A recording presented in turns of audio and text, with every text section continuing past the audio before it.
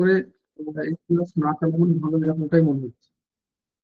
মানে এতদিন ভাবছিলাম বায়ো সায়েন্স বা হিস্ট্রি ঠিক আছে, এর একটা ক্যাটাগরিক্যাল স্টুডেন্ট রয়েছে, আলাদা কথা। কিন্তু এখন দেখতে পাচ্ছি না ব্যাপারটা সেরকম নয় actually। মানে এটা বোঝা যাচ্ছে যে এটা ভীষণভাবে আমার দরকার, মানে আমার জন্য এটা করছে, ভীষণভাবে আমার দরকার হয়ে পড়েছে, বুঝতে পারছি। এই আর কি। ঠিক আছে, অসুবিধা নেই।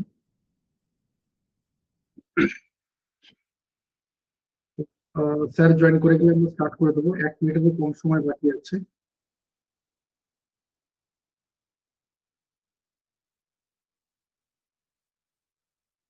একটু wait করে স্যার জয়েন করে গেলে আমরা স্টার্ট করে দেবো। আর আবারও বলছি, রেকর্ডিং ক্লাস পিডিএফ নোটস যারা আজকে করতে এসেছে তাদের কাছে চলে যাবে। এই নিয়ে বারবার বলা হচ্ছে, বারবার বলা হয়, এই নিয়ে বিন্দুমাত্র ভয় পাওয়ার দরকার নেই, বা এই নিয়ে কোনো কিছু কনফিউশন বা কোনো তোমার ইয়ে রাখার কোনো দরকার নেই। এটা বারবার আজও আমি গ্রুপে মেসেজ করে জানিয়েছি, প্লিজ এই কোঅপারেশন রাখো, এই নিয়ে আলাদা করে মেসেজ করো বা রিমাইন্ডার দেওয়ার কোনো দরকার নেই, একটু প্লিজ কোঅপারেট করো। বরং তোমাদের অ্যাটেন্ডেন্স দেওয়া সেটা মারাত্মকভাবে ভাবাচ্ছে না, যে আদৌ যখন এই দরকার নেই তাহলে কালকে সিকিউরিটি বা তারপর অঙ্ক এগুলো কি দরকার আছে? আজকে এই ক্লাসটা যখন বলা হয়েছে করে বন্ধ করে দেওয়া হয়েছিল। ঠিক আছে,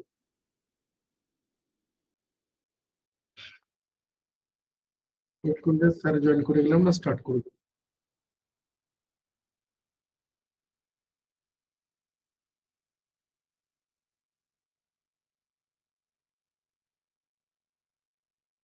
তারপর 4 দিন ক্লাস হয়ে গেল, গ্রুপে এতগুলো মেসেজ যাচ্ছে।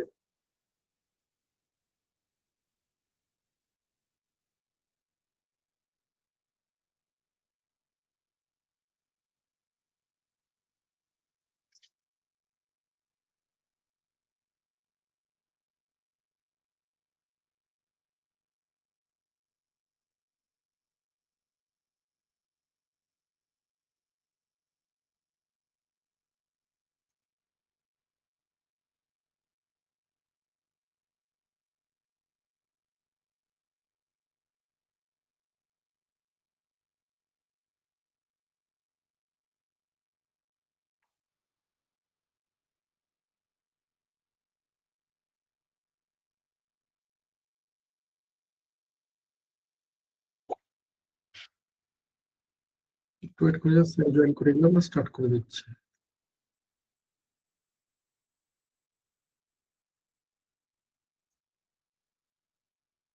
রেকর্ডিং ক্লাস পিডিএফ নোটস যথারীতি সবার কাছে পৌঁছে যাবে, কিন্তু যেটা হচ্ছে ইংলিশের মতো বিষয়, আমি এতদিন ভাবছিলাম ওটা ঠিক আছে, বা ইংলিশ একটা সার্টেন হবে, তো বোধহয় এতগুলো স্টুডেন্ট নেই, কিন্তু ইংলিশের ক্ষেত্রেও এবার আমাকে আলাদা করে ভাবতে হচ্ছে। এই যে এখানে ইংলিশের ক্ষেত্রেও কি ক্যাটাগরি আছে, এটাই আর কি।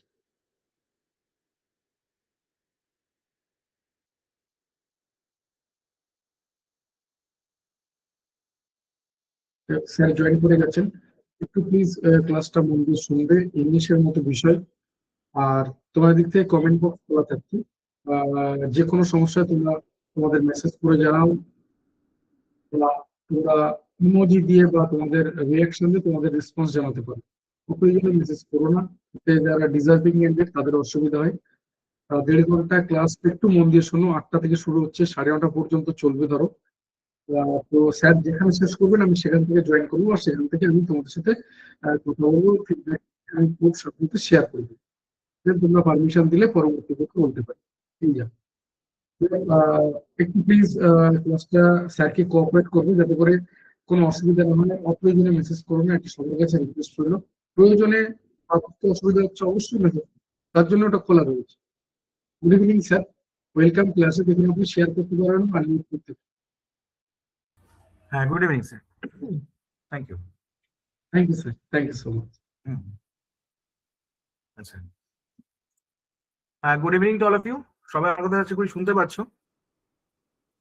আচ্ছা, আর একটু বলবে যে সবার কাছে স্ক্রিনটা ভিজিবল আছে কিনা, সবার কাছে স্ক্রিনটা দেখো ভিজিবল আছে কিনা। দেখো, আমি স্ক্রিনটা শেয়ার করেছি তোমাদের সাথে ইতিমধ্যেই। আচ্ছা, ভেরি গুড। তোমাদের তরফ থেকে মাইক্রোফোন অফ আছে। যদি কোনো কোয়ারি থাকে অবশ্যই তোমরা এসএমএস করে, অর্থাৎ কমেন্ট বক্স খোলা রয়েছে, কমেন্ট বক্সের মাধ্যমে বলতে পারবে। ওকে, তো লেট স্টার্ট আওয়ার ডিসকাশন। দেখো, আজকে আমরা মূলত সিটেট এবং প্রাইমারি টেটকে লক্ষ্য করেই আর কি এগোবো, ঠিক আছে? তো সবার আগে যেটা সব থেকে দরকার, দেখো, তুমি যে কোনো কিছুর প্রিপারেশন নেওয়ার আগে তোমার আগে যেটা করতে হবে সেটা হচ্ছে আমাদের সিলেবাসটাকে ভালো করে জানতে হবে, প্রপারলি জানতে হবে। তো তার জন্য আমাদের কিন্তু সিলেবাস আমাদের ওয়েবসাইট থেকে শুরু করে সব জায়গায় অ্যাভেলেবেল আছে, এবং তোমরা, আমি ধরে নিচ্ছি যে অলরেডি আমাদের এখানে ক্লাস হয়েছে, তোমরা সেখান থেকে তো ওভারঅল সিলেবাসটা জেনে গেছো। আজকে আমাদের বিচার্য বিষয় বা ডিসকাশনের বিষয় হচ্ছে ইংরাজি। তো ইংরাজি অনেকের ক্ষেত্রেই ভীতির জায়গা। তো সেই জায়গাটা কিভাবে আমরা আহ, কি এটাকে কিভাবে ডিল করবো এই সাবজেক্টটা নিয়ে, সেটা আমাদের মূল বিবেচ্য বিষয়। তো যেটা আমরা দেখতে পাবো যে সিটেট এবং প্রাইমারি টেট এই দুটোর প্রিপারেশনটা যদি আমরা কম্বাইনলি নিতে পারি, তাহলে আমাদের প্রিপারেশনটা কিন্তু অনেকটা সুবিধা হবে। তো সিটেট এর সাথে প্রাইমারির, অর্থাৎ ওয়েস্ট বেঙ্গল প্রাইমারি টেটের যে একটু সম্পর্কটা একটু জাস্ট স্লাইটলি ডিফারেন্ট। মানে সিলেবাসটা অলমোস্ট এক, কিছু কিছু ক্ষেত্রে ইংরাজিতে একটু ডিফারেন্সিয়েট করা যায়, ঠিক আছে? তো আমরা সেগুলো দেখে নেব কিভাবে আমরা দুটোকে একটু সেগ্রিগেট করতে পারি। তো মূলত আমরা টার্গেট রাখবো সিটেট কে, টার্গেট রেখেই আমরা প্রিপারেশনটা করব। কারণ কি, যেহেতু সিটেট এর মধ্যে আমরা একটু বেশি কিছু জিনিসপত্র পাবো, অর্থাৎ ইংরাজি বিষয়ের বিভিন্ন খুঁটিনাটি জিনিসপত্র একটু বেশি পাবো। তো সেক্ষেত্রে আমরা সিটেট এর প্রিপারেশনটা করে রাখবো, তাহলে আমাদের ডাব্লিউবি প্রাইমারি টেটটাও কিন্তু কভার আপ করে যাবে, ঠিক আছে? তো সবাই একটু মনোযোগ সহকারে শুনবে। আমি মোটামুটি ধরো যেটুকু বোঝানোর চেষ্টা করব, তোমাদের যে 1-1.5 ঘন্টা যে ক্লাসটা রয়েছে, আমি চেষ্টা করব তোমাদের তোমাদের জায়গায় গিয়ে, যারা একদম প্রথম ক্লাস করছো বা প্রথম আজকে এই প্রাইমারির কথা শুনছো, এরকম কিছু যদি ক্যান্ডিডেট থাকে, আমি তাদের জায়গাটায় গিয়ে ডিসকাস করব। এবং আমি আজকে ক্লাসে সিলেবাসটাকে ভালো করে বোঝাবো, এবং তার সাথে প্রিভিয়াস ইয়ার কোয়েশ্চেন তোমাদেরকে সলভ করাবো। আর তার সাথে সব থেকে ইম্পর্টেন্ট সেটা হচ্ছে, আমাদের কাছে হয়তো রিসোর্স অ্যাভেলেবেল আছে, আমাদের কাছে বই আছে, আমাদের কাছে বিভিন্ন রকম বিভিন্ন জায়গার বই আছে, আমাদের নোটস আছে, সবকিছু আছে। কিন্তু আমরা যেটা জানি না সেটা হচ্ছে how to read and what to read. আমাদের কি পড়তে হবে, কিভাবে পড়তে হবে, কেন পড়তে হবে, ঠিক আছে? এবং আমাদেরকে ছাড়তে হবে, কারণ দেখো, সময় তোমার কাছে খুব, মানে অনন্তকাল সময় নেই যে আমার কাছে ধরো স্যার অনেক সময় রয়েছে, হঠাৎ করে হয়তো আজকে প্রাইমারির বিজ্ঞপ্তি বেরোবে, তোমাদেরকে ফর্ম ফিল আপ করতে হবে, তার মোটামুটি উইদিন 4 to 5 মান্থস এর মধ্যে এক্সাম হবে, এরকম সিচুয়েশন সবার সামনে থাকবে। যারা, তার মানে কি করতে হবে, এটা আমাদের একটা কন্টিনিউয়াস প্র্যাকটিসে থাকতে হবে।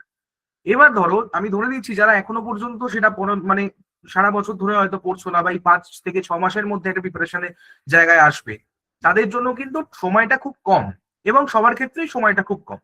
তাহলে সময় যখন কম হবে, তখন তখন কি করতে হবে, আমাদের কিছু স্ট্র্যাটেজিক্যালি এগোতে হবে, আমাদের কিছু স্ট্র্যাটেজি অবলম্বন করতে হবে, যাতে আমরা কম সময়ে বেশি আউটপুট পেতে পারি, ঠিক আছে?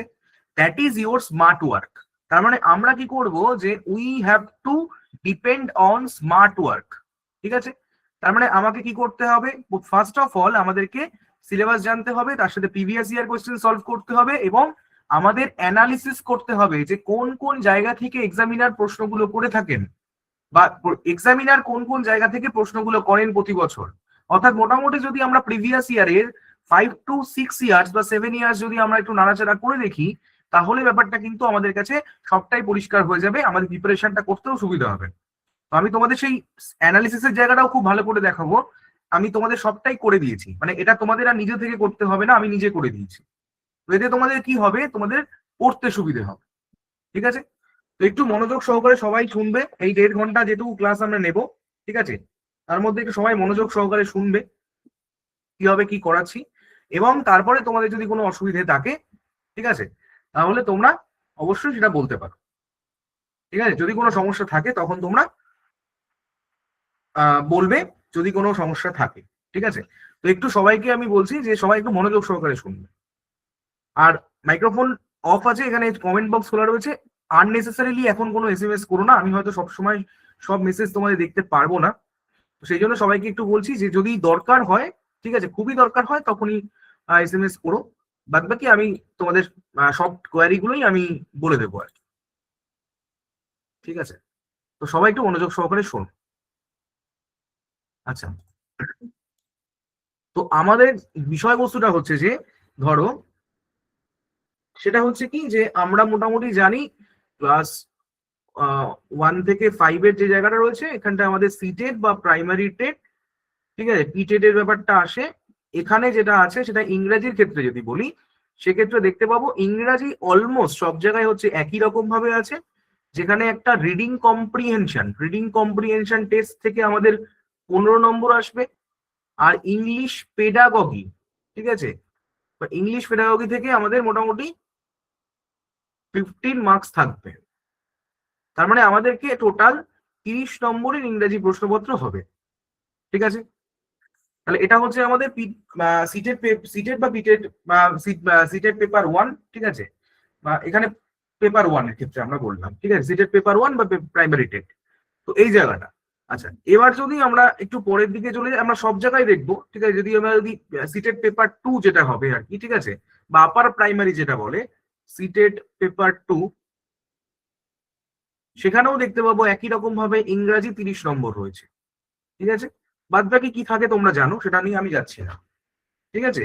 আর শুধুমাত্র যদি আমরা কেউ পিটির প্রিপারেশনটাও করি তাহলে আমি তোমাদেরকে বলে রাখি তোমাদের সুবিধার জন্য এখানে আমাদের কোনো পেডাগগি পোর্শন থাকবে না, পেডাগগি পোর্শনটা থাকে না, বাদ বাকি ইংরেজির গ্রামারের যে জায়গাগুলো রয়েছে সেগুলো সবই থাকে, ঠিক আছে। এই হচ্ছে আমাদের ওভারঅল জায়গা।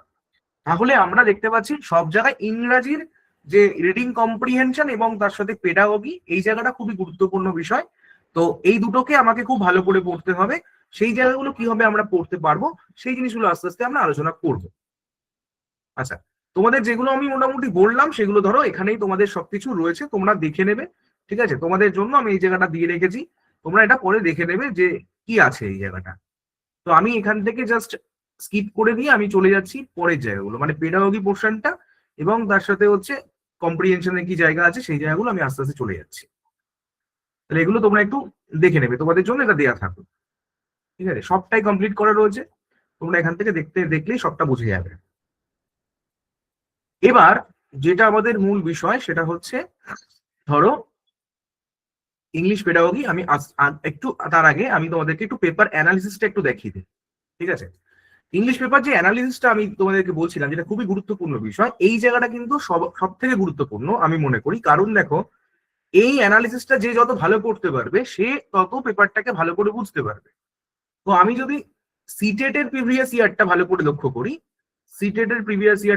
লক্ষ্য করি, তাহলে আমরা যেটা দেখতে পাই সেটা হচ্ছে কি যে রিডিং কম্প্রিহেনশন যে জায়গাটা টেস্ট যেটা রয়েছে সেখান থেকে আমরা দেখতে পাবো যে দুটো আরসিটি আমাদের থাকে। মেইনলি একটা প্রোজ থেকে আসে, আর একটা আসে হচ্ছে পোয়েম থেকে, ঠিক আছে। তাহলে কি বললাম, একটা প্রোজ থেকে আসে আর একটা হচ্ছে পোয়েম থেকে আসে, বোঝা গেল। তো এই দুটো জায়গা থেকে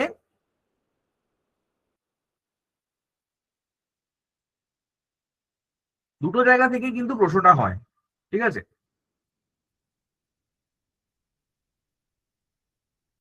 তো এই দুটো জায়গা আমাদেরকে ভালো করে করতে হবে। এবার এই কম্প্রিহেনশন বা আরসিটি যেটা বলো সেটা থেকে আমাদের 10টা প্রশ্ন এখান থেকে দেখা যায়, ঠিক আছে। তাহলে একটা হচ্ছে প্রোজ বেসড, একটা হচ্ছে পোয়েম বেসড। এরপরে যেটা আসে সেটা হচ্ছে rhetorical device, that is very important, যেটা তোমাদের কিন্তু এর সাথেই হচ্ছে আমাদের ওয়েস্ট বেঙ্গল যে প্রাইমারি পার্থক্যটা হচ্ছে এটাই যে এখানে একটা ফিগার অফ স্পিচ থেকে প্রশ্ন হয়। ফিগার অফ স্পিচ মানে হচ্ছে কি বিভিন্ন রেটোরিক্যাল টার্ম গুলো রয়েছে, সেই রেটোরিক্যাল টার্ম গুলো থেকে প্রশ্ন হয়, ঠিক আছে। এটা নিয়ে আমরা পরে আলোচনা করছি যে রেটোরিক গুলো কি কি হতে পারে, ঠিক আছে। বিভিন্ন ধরো আমাদের কোনো একটা কবিতা বা কোনো একটা মানে কোনো কবিতা তৈরি হওয়ার সময় বা কিছু এর মধ্যে কিছু রেটোরিক্যাল টার্ম ব্যবহার করতে হয়, মানে অলংকার যাকে বলে, সেই অলংকার ধর্মী প্রশ্নপত্র এর উপরে দুটো প্রশ্ন আসে, সেটা মেইনলি কিন্তু পোয়েম থেকেই আসে, ঠিক আছে। তো সেই জায়গাটা আমরা ভালো করে দেখবো যে কি কি ফিগার অফ স্পিচ হয় আর কি। তো ধরো আমি বলতে পারলাম মানে ব্যাপারটা কিরকম একটু তোমাদেরকে বলে দিই, ঠিক আছে। ফিগার অফ স্পিচ জায়গাটা একটুখানি অনেকের হয়তো একটু অসুবিধা হয় মানে হয়তো কেউ জানেও না, তোমরা আমি সবটাই ভালো করে বলছি। ফিগার অফ স্পিচ হচ্ছে এমন একটা জিনিস যে ধরো যে মেইনলি আমি কয়েকটা জিনিস নিয়ে আলোচনা করছি, মানে তোমাদের পরীক্ষাতে যেগুলো বেশিরভাগ করে মানে এসছে আর কি, সেগুলোর মধ্যে থেকে আমি বলছি যে বাক্যালঙ্কার বা অলঙ্কারের মধ্যে যে সব থেকে বেশি ইম্পর্টেন্ট প্রতি বছর তোমাদের আসতে দেখা যায় সেটা হচ্ছে সিমিলি। সিমিলিটা প্রতি বছর তোমাদের কিন্তু পরীক্ষাতে আসে এবং অপশনেও কিন্তু সিমিলির অপশনটা থাকে। তো দেখো ব্যাপারটা হচ্ছে এদের সাথে কম্পেরিজনের একটা পার্থক্য আছে। তো কম্পেয়ার করা মানে হচ্ছে দেখো দেখো কম্পেরিজন। তো আমরা কম্পেয়ার করি কি জন্য? আমরা যখন কারোর সাথে কম্পেয়ার করব না, আমি যখন দুটো সিমিলার অবজেক্টের মধ্যে কম্পেয়ার করি। ব্যাপারটা কিরকম স্যার? সিমিলার অবজেক্ট বলতে ধরো আমি বললাম I am as tall as you, I am as tall as you, ঠিক আছে? ব্যাপারটা হচ্ছে এটাই যে আমি হচ্ছে তার মতোই লম্বা বা তোমার মতো লম্বা। আমি আর তুমি এখানে কিন্তু দুজনেই হচ্ছে সিমিলার অবজেক্ট, মানে আমরা দুজন সেম, একই জিনিস। তাহলে দুজন দুজনের সিমিলার অবজেক্ট। এবার যখন আমি কম্পারিজন থেকে একটু ঘুরে যাব, অর্থাৎ আমি যদি একটু অন্যদিকে চলে যাই, দ্যাট ইজ কল্ড আমাদের। এবার যদি আমি এই কম্পারিজনটাই অন্যরকম ভাবে করি, যদি ধরো এরকম তুমি বললে যে ধরো he is as fires as a tiger, he is as fires as a tiger. আমি এরকম বললাম। এখানে দেখো আমি যার সাথে তুলনাটা করছি হি এর সাথে টাইগারের, তাহলে টাইগার আর হি এটা কি একই অবজেক্ট? না, এরা ডিসিমিলার অবজেক্ট, মানে এরা সিমিলার নয়, ডিসিমিলার অবজেক্ট, এরা আলাদা অবজেক্ট। বোঝা গেল? তাহলে এরা কিন্তু একই অবজেক্ট নয়। তাহলে যখনই ডিসিমিলার অবজেক্ট হয়ে যাবে, মানে হি এর সাথে টাইগার দুটো ডিসিমিলার অবজেক্ট, তখন আমরা কি করব? দেখো এখানে টাইগারের সাথে হি এর তুলনা করা হচ্ছে, যার মানে ব্যাপারটা কি হচ্ছে যে টাইগারের যে ফায়ারসনেস বা তার মধ্যে যে হিংস্রতা রয়েছে সেইটা এই মানুষটার মধ্যেও রয়েছে, সেই ব্যাপারটার জন্য বোঝানোর জন্য এই জিনিসটার উপমা টানা হয়েছে, এটা একটা উপমা টানা হয়েছে। তাহলে এই জিনিসটা কি স্যার সিমিলি, এই জিনিসটা কি আর কম্পারিজন থাকলো? না। যখনই এরকম ভিন্নধর্মী জিনিসের মধ্যে এরকম মানে কম্পারিজন আনা হবে, তখন সেটা কিন্তু আর কিন্তু কম্পারিজন থাকতে পারে না, সেটা হয়ে যায় রেটোরিক্যাল ডিভাইস। আর এই রেটোরিক্যাল ডিভাইসটার নাম হচ্ছে সিমিলি। সিমিলি মানে যেখানে আমি একটা সমতা বিধান আনা করার চেষ্টা করছি, কিন্তু দুটো ভিন্ন অবজেক্টের মধ্যে, অবজেক্টটা কিন্তু একই হবে না। বোঝা গেল? আচ্ছা, আর একটা তোমাদের প্রিভিয়াস ইয়ারে দেখা গেছে, সেটা হচ্ছে মেটাফোর। তাহলে মেটাফোর, তাহলে সিমিলি আর মেটাফোর। তাহলে স্যার মেটাফোর জিনিসটা কি স্যার? দেখো আমি সিমিলিতে কি বললাম? সিমিলিতে বলে দিলাম যে সে হচ্ছে একটা, he is as fires as a tiger, এরকম বলে দিলাম। মানে এখানে কম্পারিজনটা দেখো তোমাকে চোখে আঙুল দিয়ে দেখিয়ে দেওয়া হচ্ছে, হ্যাঁ এখানে একটা কম্পেয়ার করা হচ্ছে, এক্সপ্লিসিট কম্পারিজন। কিন্তু মেটাফোরের দিকে যখন আমি চলে যাব, এটা তাহলে আমার সিমিলি হয়ে গেছিল, মানে আমি যেটা সরাসরি মানে দেখিয়ে দিচ্ছি তোমার সামনে। মেটাফোরে যখন তুমি চলে যাবে, তাহলে মেটাফোরে গেলে তখন কি বলবে তুমি? তুমি তখন বলবে অ্যাঙ্গার ইজ লাইক ফায়ার। দেখো অ্যাঙ্গার ইজ লাইক ফায়ার, আমি যদি এই জিনিসটা মনে করি যে অ্যাঙ্গার ইজ লাইক ফায়ার, এটাকে আমি বললাম। আর আরেকটা উদাহরণ দিচ্ছি, দেখো হি ওয়াজ কনজিউমড বাই অ্যাঙ্গার। মনে রাখবে যে সিমিলি যখন তৈরি করি আমরা, সিমিলি তৈরি করার জন্য আমাদের কি কি সাহায্য নিতে হয়? কখনো আমরা অ্যাজ এর সাহায্য নিই, লাইকের সাহায্য নিই, ঠিক আছে, এইগুলো সাহায্য নিই এক্সেট্রা। এগুলো আমাদের সিমিলিতে ব্যবহার করা হয়, সিমিলিতে ব্যবহার করা হয়, ঠিক আছে, অ্যাজ লাইক এগুলো। আর এই যে এবার দেখো এই যে লাইক রয়েছে, তার মানে এই লাইককে দেখে আমি চিনতে পারছি এটা কি আমার সিমিলি, এটা আমাদের সিমিলি, ঠিক আছে। আর এখানে দেখো হি ওয়াজ কনজিউমড বাই অ্যাঙ্গার, মানে এখানে কিন্তু দেখো মানে অ্যাঙ্গারকে তুলনা করা হচ্ছে কার সাথে? ফায়ারের সাথে। ফায়ার কি করে? একটা ফায়ার যখন আগুন সমস্ত জিনিসকে ধ্বংস করে দেয়, তেমন ভাবে আমাদের রাগও কিন্তু সবাইকে ধ্বংস করে দেয়। সেই জন্য দেখো হি ওয়াজ কনজিউমড বাই অ্যাঙ্গার বলা হলো, যেখানে অ্যাঙ্গারটা হচ্ছে আমাদের ফায়ার। ঠিক আছে, অ্যাঙ্গারটা হচ্ছে ফায়ার। সেই জন্য বলছে যে তাকে, সে এই যে সে আছে, সে হচ্ছে এই অ্যাঙ্গারের দ্বারা পুরোপুরি কনজিউমড হয়ে গেল, শেষ হয়ে গেল। তাহলে এই যে আমরা এখানে কম্পারিজনটা করলাম, কিন্তু দেখো এখানে কম্পারিজনটা কিন্তু ইমপ্লাইড, মানে এটা কিন্তু চোখে আমরা দেখতে পেলাম না, ইমপ্লাইড কম্পারিজন, মানে যেটা একটা লুকায়িত এরকম কম্পারিজন। ঠিক আছে, এখানে একটা ইমপ্লাইড কম্পারিজন বলা হলো। এই ইমপ্লাইড কম্পারিজন আর এটা হচ্ছে এক্সপ্লিসিট কম্পারিজন, যেটা চোখে আঙুল দিয়ে দেখিয়ে দেওয়া হচ্ছে। That is the difference. আমরা বলতে পারি যে সিমিলি এবং মেটাফোরের মধ্যে এই ডিফারেন্সটা হয়। ঠিক আছে, আচ্ছা, আরো কিছু তোমাদের আসে, সেটা হচ্ছে পার্সনিফিকেশন। ভালো ভালো করে বোঝো, পার্সনিফিকেশন। স্যার পার্সনিফিকেশনটা কি? দেখো, পার্সনিফিকেশন হচ্ছে তুমি যদি যখন, মানে ধরো তুমি এমন কিছু বলবে যে কোনো ইনঅ্যানিমেট অবজেক্ট, অর্থাৎ যার মধ্যে কোনো প্রাণ নেই, ইনঅ্যানিমেট অবজেক্ট যে থাকবে, সেই ইনঅ্যানিমেট অবজেক্ট যার মধ্যে কোনো প্রাণ নেই, সেই অবজেক্টের মধ্যে তুমি সেই অবজেক্টটাকে কি করছো, তুমি তখন তার মধ্যে এমন কিছু কোয়ালিটিস আনছো, তুমি লিভিং পার্সনসদের, অর্থাৎ যারা জীবিত রয়েছে তাদের তুমি কিছু কোয়ালিটিস তার মধ্যে নিয়ে আসছো।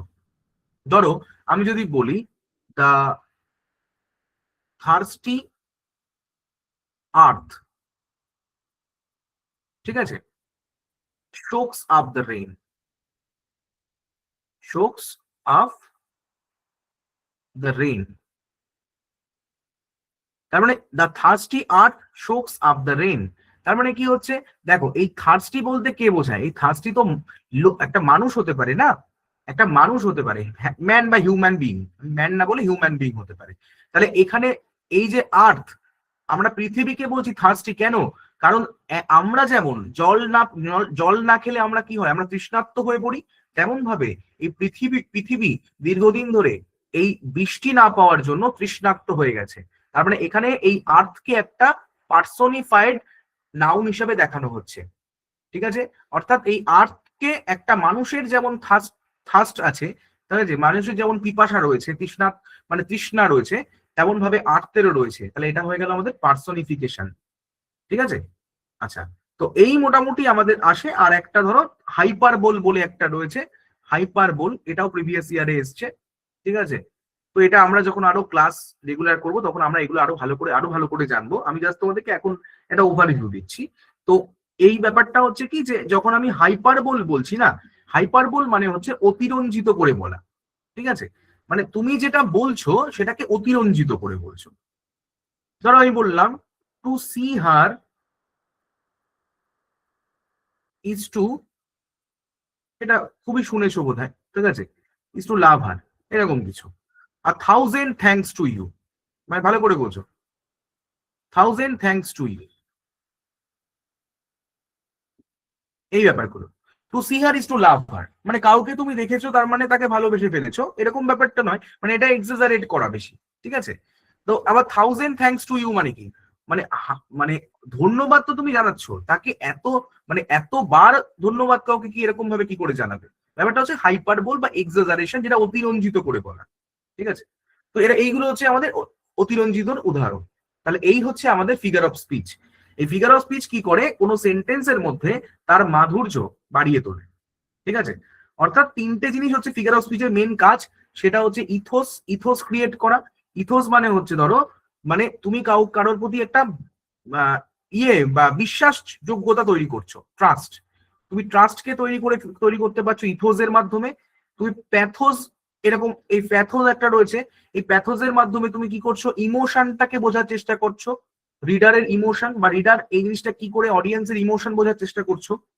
আর লোগোস, ঠিক আছে, ইথোস, প্যাথোস আর লোগোস। লোগোস মানে হচ্ছে তুমি যে জিনিসটা বলছো, বা তুমি যে আর্গুমেন্টটা দিচ্ছ, বা তুমি যে লজিকটাকে বোঝাচ্ছ, সেই লজিকটা হচ্ছে লজিক্যাল আর্গুমেন্ট হতে হবে, বা লজিক্যাল এভিডেন্স হতে হবে। তুমি যেটা বলবে তার সাপেক্ষে যুক্তি থাকতে হবে। মানে তুমি একটা থার্স্টি আর্থ বলছো, হ্যাঁ তুমি অবশ্যই লিখতে পারো। কেন লিখতে পারো? কারণ তোমার যুক্তি রয়েছে যে মানুষ যেমন তৃষ্ণার্ত হয় তেমন ভাবে আর্থ যদি মানে অর্থাৎ আমাদের পৃথিবী যদি দীর্ঘদিন বৃষ্টি না পায় তাহলে সেও তৃষ্ণার্ত হতে পারে। এই ব্যাপারটা মানে your presentation should be logical, মানে you don't have any right to present illogical emotion.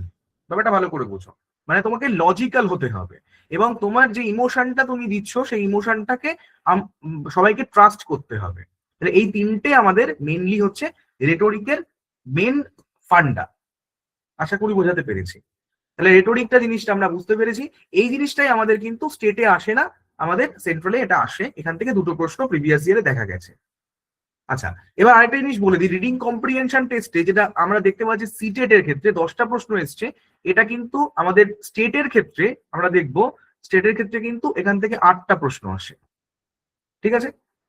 আচ্ছা, গ্রামার সেকশনে চলে যাই এবার।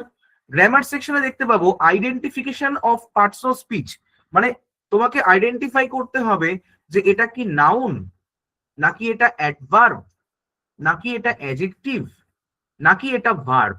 এই চারটেকে তোমাকে আইডেন্টিফাই করার জন্য একটা প্রশ্ন প্রিভিয়াস ইয়ারে এসছে। এই চারটে পার্টস অফ স্পিচকে আইডেন্টিফাই করতে হবে, যে কোনো একটা আর কি, কথা কথা। আচ্ছা, সিনোনিম বা সমার্থক শব্দ, এখান থেকে একটা প্রশ্ন এসছে। আচ্ছা, ক্লজ আইডেন্টিফিকেশন, মানে এটা কি নাউন ক্লজ, নাকি এটা অ্যাডজেক্টিভ ক্লজ, ঠিক আছে, নাকি এটা অ্যাডভার্বিয়াল ক্লজ, ঠিক আছে, বা রিলেটিভ ক্লজ যাকে বলে। নাউন ক্লজ নাকি অ্যাডজেক্টিভ ক্লজ বা রিলেটিভ ক্লজ নাকি এটা অ্যাডভার্বিয়াল ক্লজ। এই ক্লজ আইডেন্টিফিকেশন থেকে একটা প্রশ্ন প্রিভিয়াস ইয়ারে এসছে। ঠিক আছে, এরপরে হচ্ছে কি অ্যানালজি। অ্যানালজি হচ্ছে দেখবে ওই যে সমার্থক শব্দ টাইপের, এটা পেপার 2 তে দেখা গেছে, দুটো প্রশ্ন এসছে। আর ইডিয়ামস এন্ড ফ্রেজেস থেকেও দুটো প্রশ্ন প্রিভিয়াস ইয়ারে এসছে পেপার 2 তে। তো আমরা পেপার 1 এর ক্ষেত্রে এইগুলোই দেখতে পাবো, আর পেপার 2 এর ক্ষেত্রে এই দুটো আলাদা করে দেখতে পাবো। ঠিক আছে, এই হচ্ছে আমাদের এটা। আচ্ছা, এবার যদি আমরা পেডাগোগির দিকে দেখি তাহলে এই যে 15টা প্রশ্ন। এবার আমি আসি যে ডব্লিউবি টেটের ক্ষেত্রে কিভাবে প্রশ্নটা এসছে একটু দেখে নাও। দেখো, এই যে আমি বলেছিলাম যে ডব্লিউবি টেটের ক্ষেত্রে এখানে আরসিটি থেকে 8টা প্রশ্ন আসে। দেখো 8টা প্রশ্ন আসছে কিনা। এবার দেখো গ্রামার সেকশনে কি কি ধরনের প্রশ্নপত্র প্রিভিয়াস ইয়ারে এসছে। ঠিক আছে, আমি লাস্ট তোমাদের 7 থেকে 8 বছরের কিন্তু প্রিভিয়াস ইয়ার কোয়েশ্চেন অ্যানালিসিস করেই তোমাদেরকে বলছি। ডিকশনারি অ্যারেঞ্জমেন্ট থেকে দুটো প্রশ্ন এসছে, অ্যান্টোনিম অর্থাৎ বিপরীত শব্দ থেকে দুটো প্রশ্ন এসছে, সিনোনিম থেকে তোমাদের দুটো প্রশ্ন এসছে, নাম্বার অর্থাৎ সিঙ্গুলার নাকি প্লুরাল এখান থেকে 3টে প্রশ্ন এসছে, জেন্ডার বেসড অর্থাৎ জেন্ডারটা কি, ঠিক আছে, মাস্কুলিন জেন্ডার নাকি ফেমিনাইন জেন্ডার নাকি নিউটার জেন্ডার, এখান থেকে 3টে প্রশ্ন এসছে। 7 নম্বর হচ্ছে ফিল ইন দ্য ব্ল্যাঙ্কস, সেখান থেকে 3টে প্রশ্ন এসছে। স্পেলিং মিস্টেক অর্থাৎ কারেক্টলি স্পেল টু মানে সঠিক বানানটি নির্বাচন করো অথবা বেঠিক বানানটি নির্বাচন করো, এখান থেকে 3টে প্রশ্ন প্রিভিয়াস ইয়ারে এসছে। এরার কারেকশন, ঠিক আছে, এরার কারেকশন থেকে দুটো প্রশ্ন প্রিভিয়াস ইয়ারে এসছে। আর অ্যাপ্রোপ্রিয়েট প্রেপোজিশন, এই জায়গাটা খুবই ইম্পর্টেন্ট, সেখান থেকেও তোমাদের প্রিভিয়াস ইয়ারে দুটো প্রশ্ন এসছে। তাহলে এইবার তোমাদের কাছে দেখো, তোমাদের কাছে খুবই সহজ হয়ে গেল হোয়াট টু স্টাডি, মানে যারা এই যে what to study and what not to study এই দুটো জায়গাকে ডিফারেন্সিয়েট করতে পারছো না, তাদের ক্ষেত্রে দেখো এই জায়গাটা খুবই সহজ হয়ে গেল যে আমরা হোয়াট টু স্টাডি বুঝতে পারলাম। এবার দেখো তোমাদের পড়তে সুবিধে হবে যে স্যার আমাদের শুধু এইটুকু জায়গাগুলো কভার করে নিলেই কিন্তু পরীক্ষাতে হয়ে যাবে, কারণ এক্সামিনার এই জায়গা থেকেই প্রিভিয়াস ইয়ারে প্রশ্ন করেছেন। তাহলে আশা করা যায় নেক্সট ইয়ারেও এই জায়গাগুলোকেই ফোকাস করবেন। এবার প্রশ্ন উঠতে পারে স্যার কি আমরা তাহলে কি এর বেশি কিছু পড়বো না? হ্যাঁ অবশ্যই, তোমরা এর বেশিও পড়তে পারো, কিন্তু এগুলোকে তোমাকে প্রথম প্রায়োরিটি সেক্টরে রাখতে হবে, মানে এগুলোকে আমি প্রথম পড়বো। এইগুলো যদি সব শেষ হয়ে যায় তারপরে আমি এর সাথে কিছু ব্যাকআপ পড়াশোনা করে রাখবো, যাতে যদি কোয়েশ্চেনটা এবছর একটু কঠিনও হয়ে থাকে যাতে আমি প্রশ্নপত্র পড়ে আসতে পারি। সবার কাছে ক্লিয়ার হয়েছে বলো এখনো পর্যন্ত যা বললাম? সবাই একটা থাম ইমপ্রেশন দেবে যদি তোমরা বুঝতে পারো।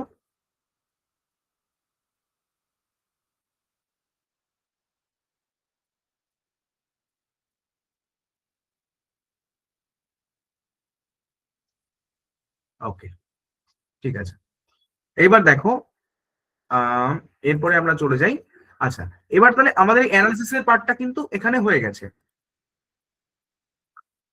ডব্লিউবিটিটা একটু আরেকবার দেখান। আচ্ছা, ডব্লিউবিটিটা আরেকবার দেখান। আচ্ছা ঠিক আছে, আরেকবার দেখাচ্ছি। দেখো এখানে আরসিটি অর্থাৎ রিডিং কম্প্রিহেনশন টেক্সট থেকে একই রকম ভাবে 8টা প্রশ্ন এসছে। এবার কি হয় বলতো, এখানে প্রিভিয়াস ইয়ারে দেখা গেছে যে এখানে বেশিরভাগ ক্ষেত্রে দুটোই প্রোস থেকে আসে, আর সিটেড এর ক্ষেত্রে কি হয় একটা একটা প্রোজ আর একটা হচ্ছে পোয়েম থেকে আসে, এই পার্থক্যটা দেখা যায়।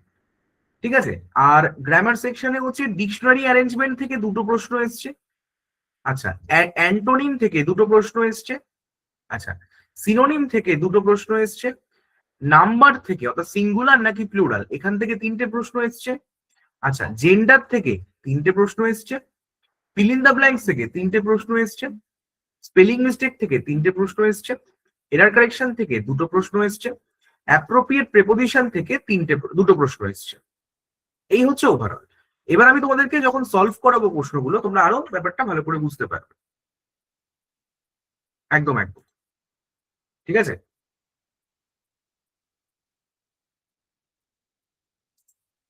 ঠিক আছে, এবার দেখো দেখো হ্যাঁ গ্রামার এগুলোই থাকবে। ঠিক আছে, এবার দেখো এর সাথে এবার আমরা তাহলে যে পোর্শনটা আমাদের একটু বাকি আছে সেটা হচ্ছে পেডাগোগি পোর্শন। তাহলে পেডাগোগি পোর্শনটা করার পরে আমরা দেখে নেব যে এই যে আমরা অ্যানালিসিসটা করেছি তার ভিত্তিতেই প্রিভিয়াস ইয়ারের প্রশ্নপত্র এসেছে কিনা তোমরা নিজেরা দেখবে। ঠিক আছে, এবার আমরা একটু চলে যাই যে আমরা একটু ইয়েটা আলোচনা করি, পেডাগোগি পোর্শনটা আলোচনা করি। ঠিক আছে, ভালো করে দেখো পেডাগোগি পোর্শন একটু ভালো করে লক্ষ্য করতে হবে যে স্যার ব্যাপারটা কি জিনিস রয়েছে।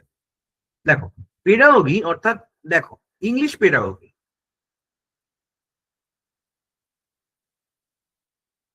দেখো ইংলিশ পেডাগোগি হচ্ছে কি জিনিসটা ভালো করে লক্ষ্য করো। দেখো পেডাগোগি যেটা আসছে সেই ওয়ার্ডটা তৈরি হচ্ছে পেডাস।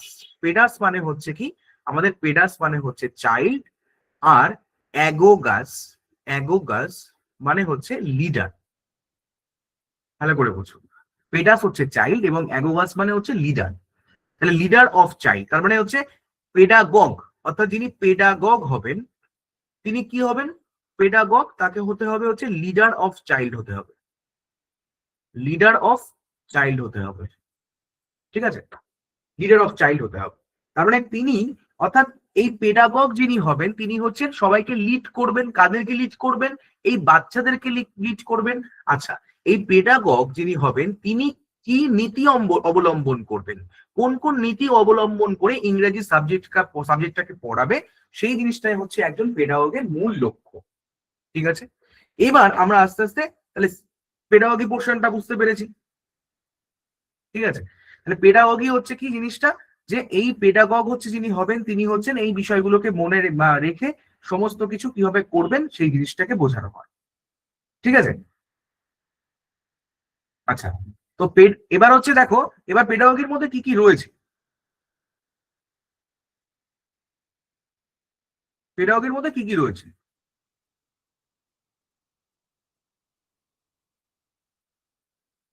পেডাগগির মধ্যে আমরা ওই দেখি কি কি আছে। পেডাগগির মধ্যে প্রথমত আমরা যেটা পড়বো সেটা হচ্ছে ল্যাঙ্গুয়েজ স্কিলস। এই জায়গাটা খুবই গুরুত্বপূর্ণ বিষয় যে ল্যাঙ্গুয়েজ স্কিল। দেখো একটা ইংরাজির ল্যাঙ্গুয়েজ অর্থাৎ যে কোনো ল্যাঙ্গুয়েজ হতে পারে, সেই ল্যাঙ্গুয়েজের স্কিলটা তৈরি হবে কিভাবে, একজন ব্যক্তির বা একজন একটা বাচ্চার বা কিছু, ঠিক আছে, তো বা স্টুডেন্টের, ঠিক আছে, ল্যাঙ্গুয়েজ স্কিলটা কিভাবে তৈরি হয়ে ওঠে বা গড়ে ওঠে, সেই জায়গাটাই হচ্ছে আমাদের পেডাগগির মূল লক্ষ্য। তো সবসময় মনে রাখতে হবে যে ল্যাঙ্গুয়েজ স্কিল তৈরি হয় দুটো জিনিসের সংমিশ্রণে।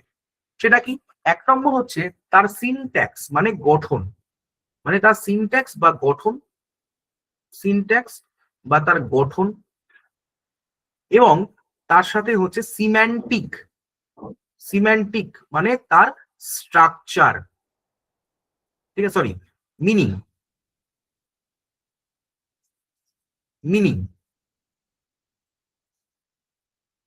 ঠিক আছে, তাহলে সিনট্যাক্স মানে হচ্ছে তার গঠন এবং সিম্যান্টিক হচ্ছে মিনিং, অর্থাৎ এই দুটোর সংমিশ্রণে আমাদের কিন্তু একটা ল্যাঙ্গুয়েজ গড়ে ওঠে। ঠিক আছে, তো এই যে আজকের ইংরেজি ল্যাঙ্গুয়েজটা আমরা পড়াশোনা করছি, এই ইংরেজি ল্যাঙ্গুয়েজটাও কিন্তু এক সময় নেটিভ ল্যাঙ্গুয়েজ ছিল। ঠিক আছে, আমরা নেটিভ ল্যাঙ্গুয়েজ মানে কি করে নেটিভ ল্যাঙ্গুয়েজটা হলো, সেটা হচ্ছে যে ইংরাজির এই যে ল্যাঙ্গুয়েজটাকে নিয়ে আসলো কারা, অ্যাংলো এবং স্যাকসন বলে দুটো জাতি। ঠিক আছে, তারা ওয়েস্ট জার্মানিতে বসবাস করতো। তো সেখানে তারা এই মানে তারা এই যে ডায়ালেক্ট গুলো আর কি, এই ডায়ালেক্ট গুলোকে ব্যবহার করতো। ঠিক আছে, তো তারা যখন সেখান থেকে চলে আসলো, অর্থাৎ এই জার্মানিক যে ট্রাইব গুলো আর কি হলো, অর্থাৎ অ্যাংলো স্যাকসন এবং জুটস এই তিনটে জাতি ট্রাইব গুলো, তারা মাইগ্রেশন করে, অর্থাৎ তারা মাইগ্রেট করে চলে আসে হচ্ছে ওয়েস্ট জার্মানি থেকে ইংল্যান্ডে, বোঝা গেল।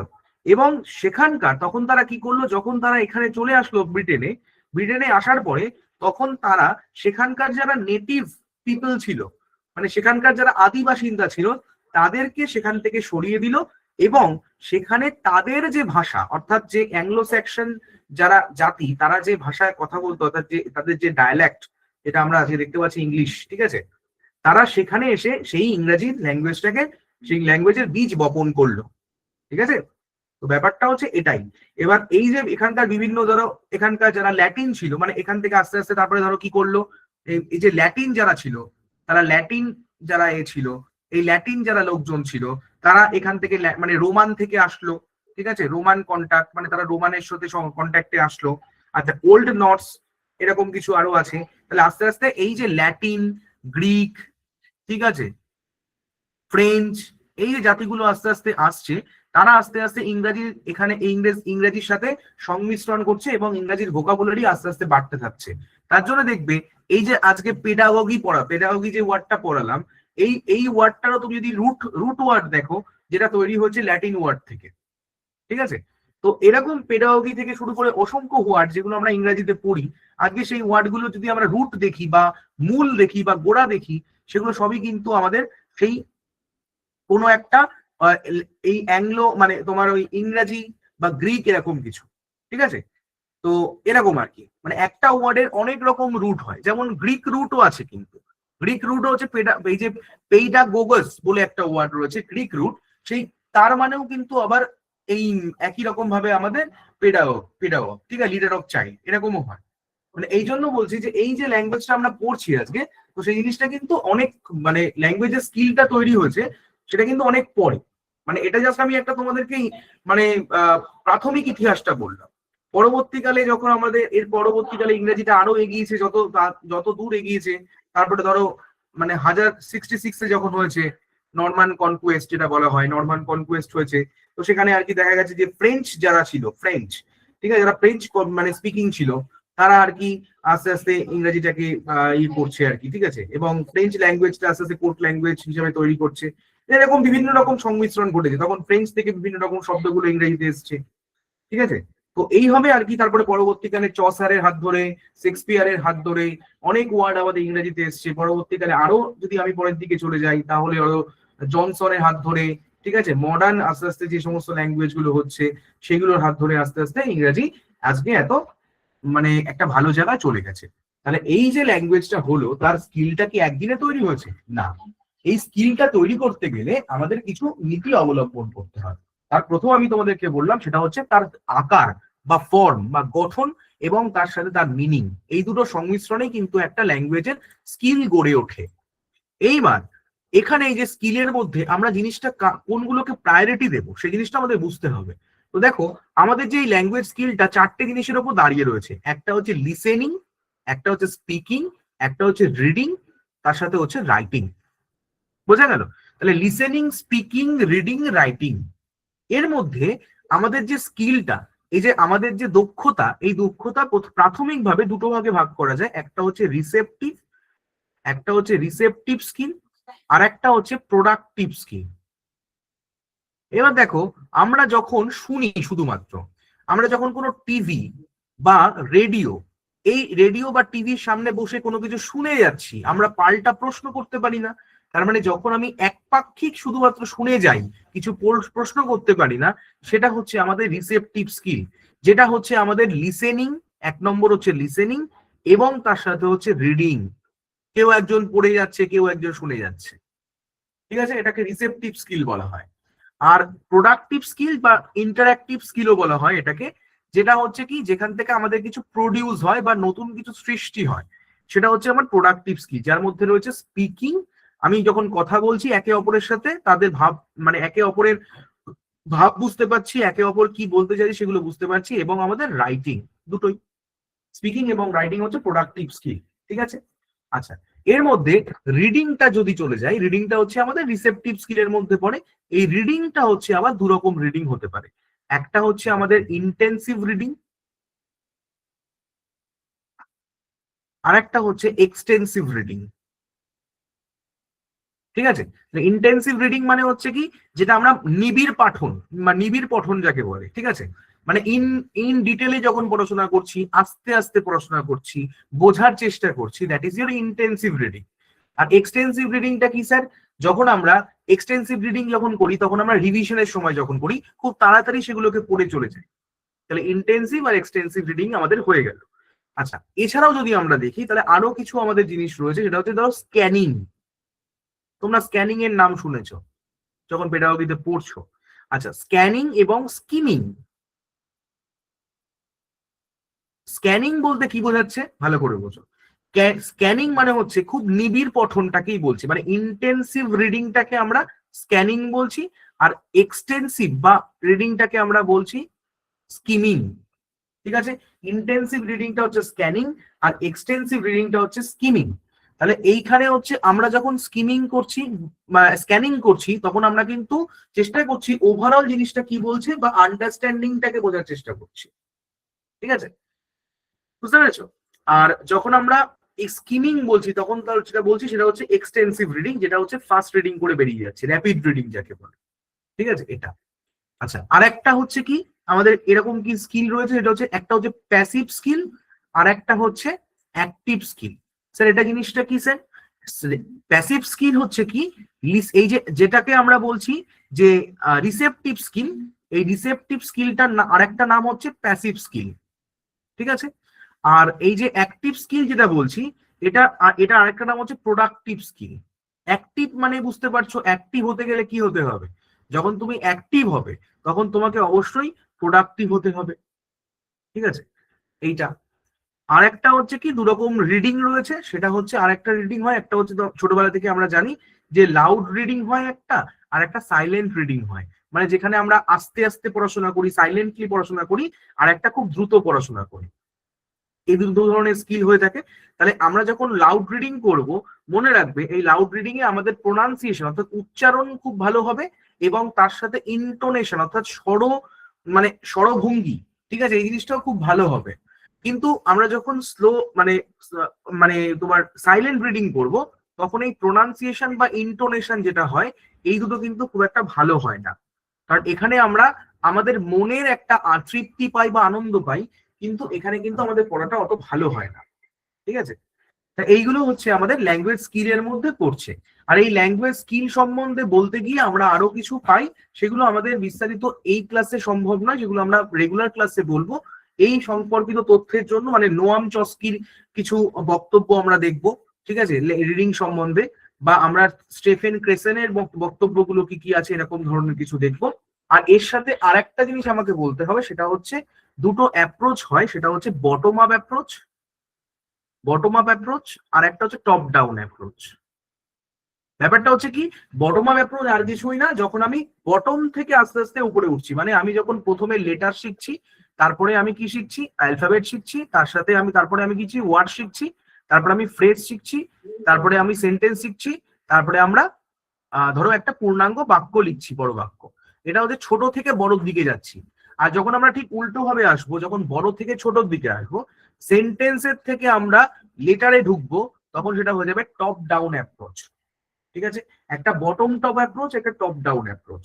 তাহলে বটম আপ অ্যাপ্রোচের ক্ষেত্রে কি হবে, আমরা ছোট থেকে বড়র দিকে যাচ্ছি, আর টপ ডাউন অ্যাপ্রোচ মানে হচ্ছে উল্টো হবে, যেটা আমরা বড় থেকে ছোটতে আসছি। এবার যদি তুমি এখানে আরেকটা জিনিস করে নাও, এর সাথে আরেকটা সিমিলার জিনিস করে নাও, চেষ্টা করবে এই জিনিসগুলোকে যখন পড়বে না, তখন একটার সাথে আরেকটা লিঙ্ক করে পড়ার। এখানে আরেকটা আমরা পাবো, সেটা হচ্ছে ইন্ডাকটিভ মেথড আর একটা ডিডাকটিভ মেথড। স্যার কি জিনিস স্যার? ইন্ডাকটিভ মেথড হচ্ছে তুমি প্রথমে আমরা কি করব, আমরা আগে উদাহরণ দেখে নেব যে উদাহরণ কি রয়েছে, তারপরে আমরা সেই জিনিসটাকে বোঝার চেষ্টা করব বা পড়ব। ঠিক আছে, তাহলে এই যে ইন্ডাকটিভ মেথডটা যেটা রয়েছে, সেটা আমরা কিন্তু সবসময় বটম টু টপ মানে বটম আপ অ্যাপ্রোচের দিকে এগোই। তাহলে ইন্ডাকটিভ মেথডটা হচ্ছে বটম আপ অ্যাপ্রোচ, আর ডিডাকটিভ মেথড যেটা হচ্ছে, ডিডাকটিভ মেথড মানে আগে থিওরি পড়বো তারপরে এক্সাম্পল দেবো, এটা সবসময় মনে রাখবে টপ ডাউন অ্যাপ্রোচ। ঠিক আছে, এই জিনিসগুলোকে যদি আমরা একটু কি করব, যত আমরা একটার সাথে অন্যটা লিঙ্ক করে করতে পারবো, তত জিনিসগুলোকে খুব ভালো করে আমরা মনে রাখতে পারবো। ঠিক আছে, তো এই হচ্ছে আমাদের মোটামুটি রিডিং স্কিলস, অর্থাৎ প্রথমে যেটা ল্যাঙ্গুয়েজ স্কিলস ছিল সেটা। এবার 2 নম্বরে যাই আমরা, সেটা হচ্ছে কি স্যার, টিচিং লার্নিং মেটেরিয়ালস। এটা খুবই ইজি জিনিস, তোমরা জানো যে একটা টিচিং লার্নিং মেটেরিয়ালস বলতে টিএলএম, যেটা আমাদের ধরো আমরা পড়াবো, তাহলে আমরা বাচ্চাদেরকে কি কি নিয়ে পড়াবো?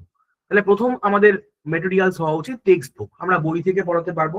আচ্ছা, বিভিন্ন মাল্টিমিডিয়া মেটেরিয়ালস আছে, ঠিক আছে। এখনকার সময় যারা আমরা জানি যে এখনকার যে ধরো এআই এর যুগ বা এরকম এত টেকনোলজির যুগ, সেখানে বিভিন্ন রকম মাল্টিমিডিয়া মেটেরিয়ালস আছে, প্রজেক্টর থেকে শুরু করে অন্যান্য কিছুতে পড়ানো হয়ে থাকে, সেই জিনিসগুলো এখানে ব্যবহার করতে হবে। আচ্ছা, মাল্টিলিঙ্গুয়াল রিসোর্সেস, বিভিন্ন ভাষাভাষীর বাচ্চারা সেখানে পড়াশোনা করে। তো তুমি যখন একটা মানে একজনকে বোঝানোর চেষ্টা করছো কিছু, ঠিক আছে, তাহলে বুঝতেই পারছো যখন তুমি কাউকে বোঝাবে তখন কি করবে, তুমি তাকে তুমি কোন কোন স্ট্র্যাটেজির মাধ্যমে বোঝাবে, তুমি সেই বাচ্চাগুলোকে কোন কোন ভাবে শিক্ষা দেবে, সেই জিনিসগুলো এখানে ম্যাটার করবে। ঠিক আছে, তাহলে multilingual resources of the classroom, অর্থাৎ একটা ক্লাসরুমের মাল্টিলিঙ্গুয়াল রিসোর্সেস কি কি হবে সেইগুলো আমরা টিএলএমটা নিয়ে 2 নম্বরটা আলোচনা করলাম। এরপর যেটা ইম্পর্টেন্ট সেটা হচ্ছে রোল অফ গ্রামার। আমরা দেখতে পাই যে কোনো কিছু শেখার জন্য স্যার সবাই বলে গ্রামার শিখতে হবে। সেটা হতে পারে গান, সেটা হতে পারে নাচ, সেটা হতে পারে আঁকা, সবকিছু, সেটা হতে পারে পড়াশোনা। কেন স্যার গ্রামার শিখবো কেন? আমাদের গ্রামার শেখার দরকার কি রয়েছে? প্রথমত গ্রামার শেখার প্রথম দরকার হচ্ছে এটাই, কারণ তুমি কোনো কিছুর একটা ফর্ম দেখতে পাবে, ফর্ম বা আকার দেখতে পাবে। তুমি যদি তার ফর্ম বা আকারটাকে নাই চিনতে পারো, তুমি গ্রামারটা মানে তুমি কোনো ল্যাঙ্গুয়েজটাকে বুঝতে পারবে না। তা এই গ্রামার শেখার জন্য দুটো পদ্ধতি আমাদেরকে অবলম্বন করতে হয়। সেটা হচ্ছে একটা, দুরকম গ্রামার পদ্ধতি রয়েছে, একটা হচ্ছে ফর্মাল বা ট্রাডিশনাল, আর একটা হচ্ছে স্যার ফাংশনাল গ্রামার। দেখবে আজকালকার দিনে এই ফাংশনাল গ্রামারের কথাটা বারবার উঠে আসে। কেন আসে? তো আমি প্রথমটার ক্ষেত্রে প্রথমে বলি, একটা ফর্মাল বা ট্রাডিশনাল যে গ্রামার মেথডটা রয়েছে, এইটা মেনলি হচ্ছে ল্যাটিন কিংবা গ্রিক বেসড গ্রামার, যেখানে একটু মুখস্থ বিদ্যার উপর জোর দেওয়া হয়ে থাকে। মানে এখানে মুখস্থ বিদ্যার উপরে জোর দেয়, কনসেপ্ট খুব একটা গড়ে ওঠে না। কিন্তু ফাংশনাল গ্রামার, যেটা এখনকার দিনে বহুল প্রচলিত, সবাই শেখে, সেটা হচ্ছে স্যার কি, যেটা হচ্ছে রুলস বেসড গ্রামার। মানে আগে বাচ্চাদেরকে মানে অনেকটা হচ্ছে ইন্ডাকটিভ মেথডের মতো, যে বাচ্চাদেরকে আমি রুলস শেখাবো, হ্যাঁ ঠিক আছে, রুলস গুলো শেখাবো, তার আগে এক্সাম্পল দেবো, কিন্তু চেষ্টা করবো যে রুলস গুলোকে বুঝিয়ে দেওয়ার, ঠিক আছে। এবং এখানে মুখস্থ বিদ্যার উপরে খুব একটা জোর দেওয়া হয় না, কনসেপ্টের উপর জোর দেওয়া হয়। ঠিক আছে, মানে এখানে আমাদের মূলত কনসেপ্টের উপর জোর দেওয়া হয়। আমরা আগে এক্সাম্পল দেবো, এক্সাম্পল মাধ্যমে রুলস গুলোকে বোঝানোর চেষ্টা করবো।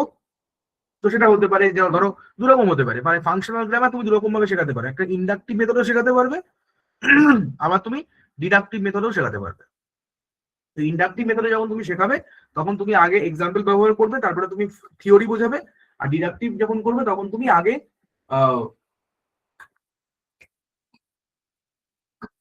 তুমি হচ্ছে মানে থিওরি বোঝাবে, তারপরে তুমি এক্সাম্পল দেবে। এই হচ্ছে পার্থক্য।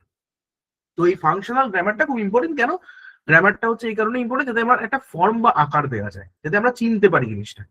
এই হচ্ছে মানে মূলত হচ্ছে গ্রামারের মূল মানে শেখার মূল উদ্দেশ্য। আর একটা দেখো তার সাথে রয়েছে critical perspective in learning for communication of ideas in written and verbal. এবার দেখো যে আমি যে এই জিনিসগুলোকে শেখাচ্ছি, ভালো করে বুঝছো, যখন আমি গ্রামারটা শেখাবো একটা ক্লাসে, সেখানে সবাই তো মানে বিভিন্ন প্রকারের ছেলে থাকবে, বিভিন্ন প্রকারের বাচ্চারা থাকবে, তারা তো সবাই তো সমানভাবে নয়, তাই না? সবাই সমান নয়, ঠিক আছে, সবার মেন্টালিটি আলাদা, সবাই মানে একই রকম হবে এরকম তো ব্যাপার নয়, ঠিক আছে। তো তখনই তুমি তুমি কি করছো, তুমি যেগুলোকে শেখাচ্ছ, কখনো তুমি যেগুলো শেখানোর চেষ্টা করছো সেগুলো কখনো লিখিত ভাবে শেখানোর চেষ্টা করছো, কখনো মুখে বলে শেখানোর চেষ্টা করছো। দুরকম তুমি শেখানোর পদ্ধতি হতে পারে। আর একটা হচ্ছে challenges of teaching language in a diverse classroom. এইটা হচ্ছে একটা খুব গুরুত্বপূর্ণ বিষয়, যে স্যার যখন যখন যে আমি যখন ক্লাসে শেখাবো, অর্থাৎ আমি যখন পড়াচ্ছি, তখন আমি দেখতে পাচ্ছি একটা ক্লাসের মধ্যে বিভিন্ন প্রকারের বাচ্চা রয়েছে, ঠিক আছে। তাদের ধর্ম আলাদা, তাদের কাস্ট আলাদা, তাদের বর্ণ আলাদা, এরকম হতে পারে, বিভিন্ন রকম জিনিস আলাদা। তো এই প্লেস অফ বার্থ আলাদা, বিভিন্ন প্রকারের বাচ্চা রয়েছে, তাদেরকে তোমাকে শেখাতে হবে একটাই language, that is your English.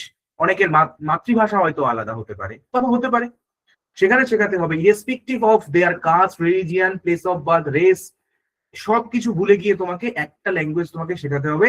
এবং সেইটা শেখানোর সময় তোমার কিন্তু প্রচুর চ্যালেঞ্জেস আসতে পারে। ইভেন এরকমও কিছু থাকতে পারে, কিছু বাচ্চা থাকবে যাদের বিভিন্ন ডিসএবিলিটি রয়েছে, তারা পারে না, অর্থাৎ তোমরা তারে জামিন পার দেখেছো সবাই, সেখানে দেখেছো বাচ্চাটা ডিসলেক্সিয়া রয়েছে।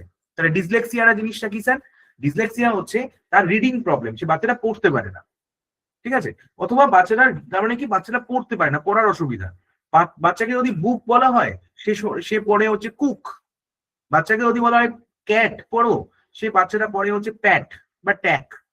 তার মানে কি তার রং সাউন্ড, অর্থাৎ সে প্রোনাউন্সিয়েশনটা করতে পারে না, অর্থাৎ তার রিডিং এর প্রবলেম রয়েছে।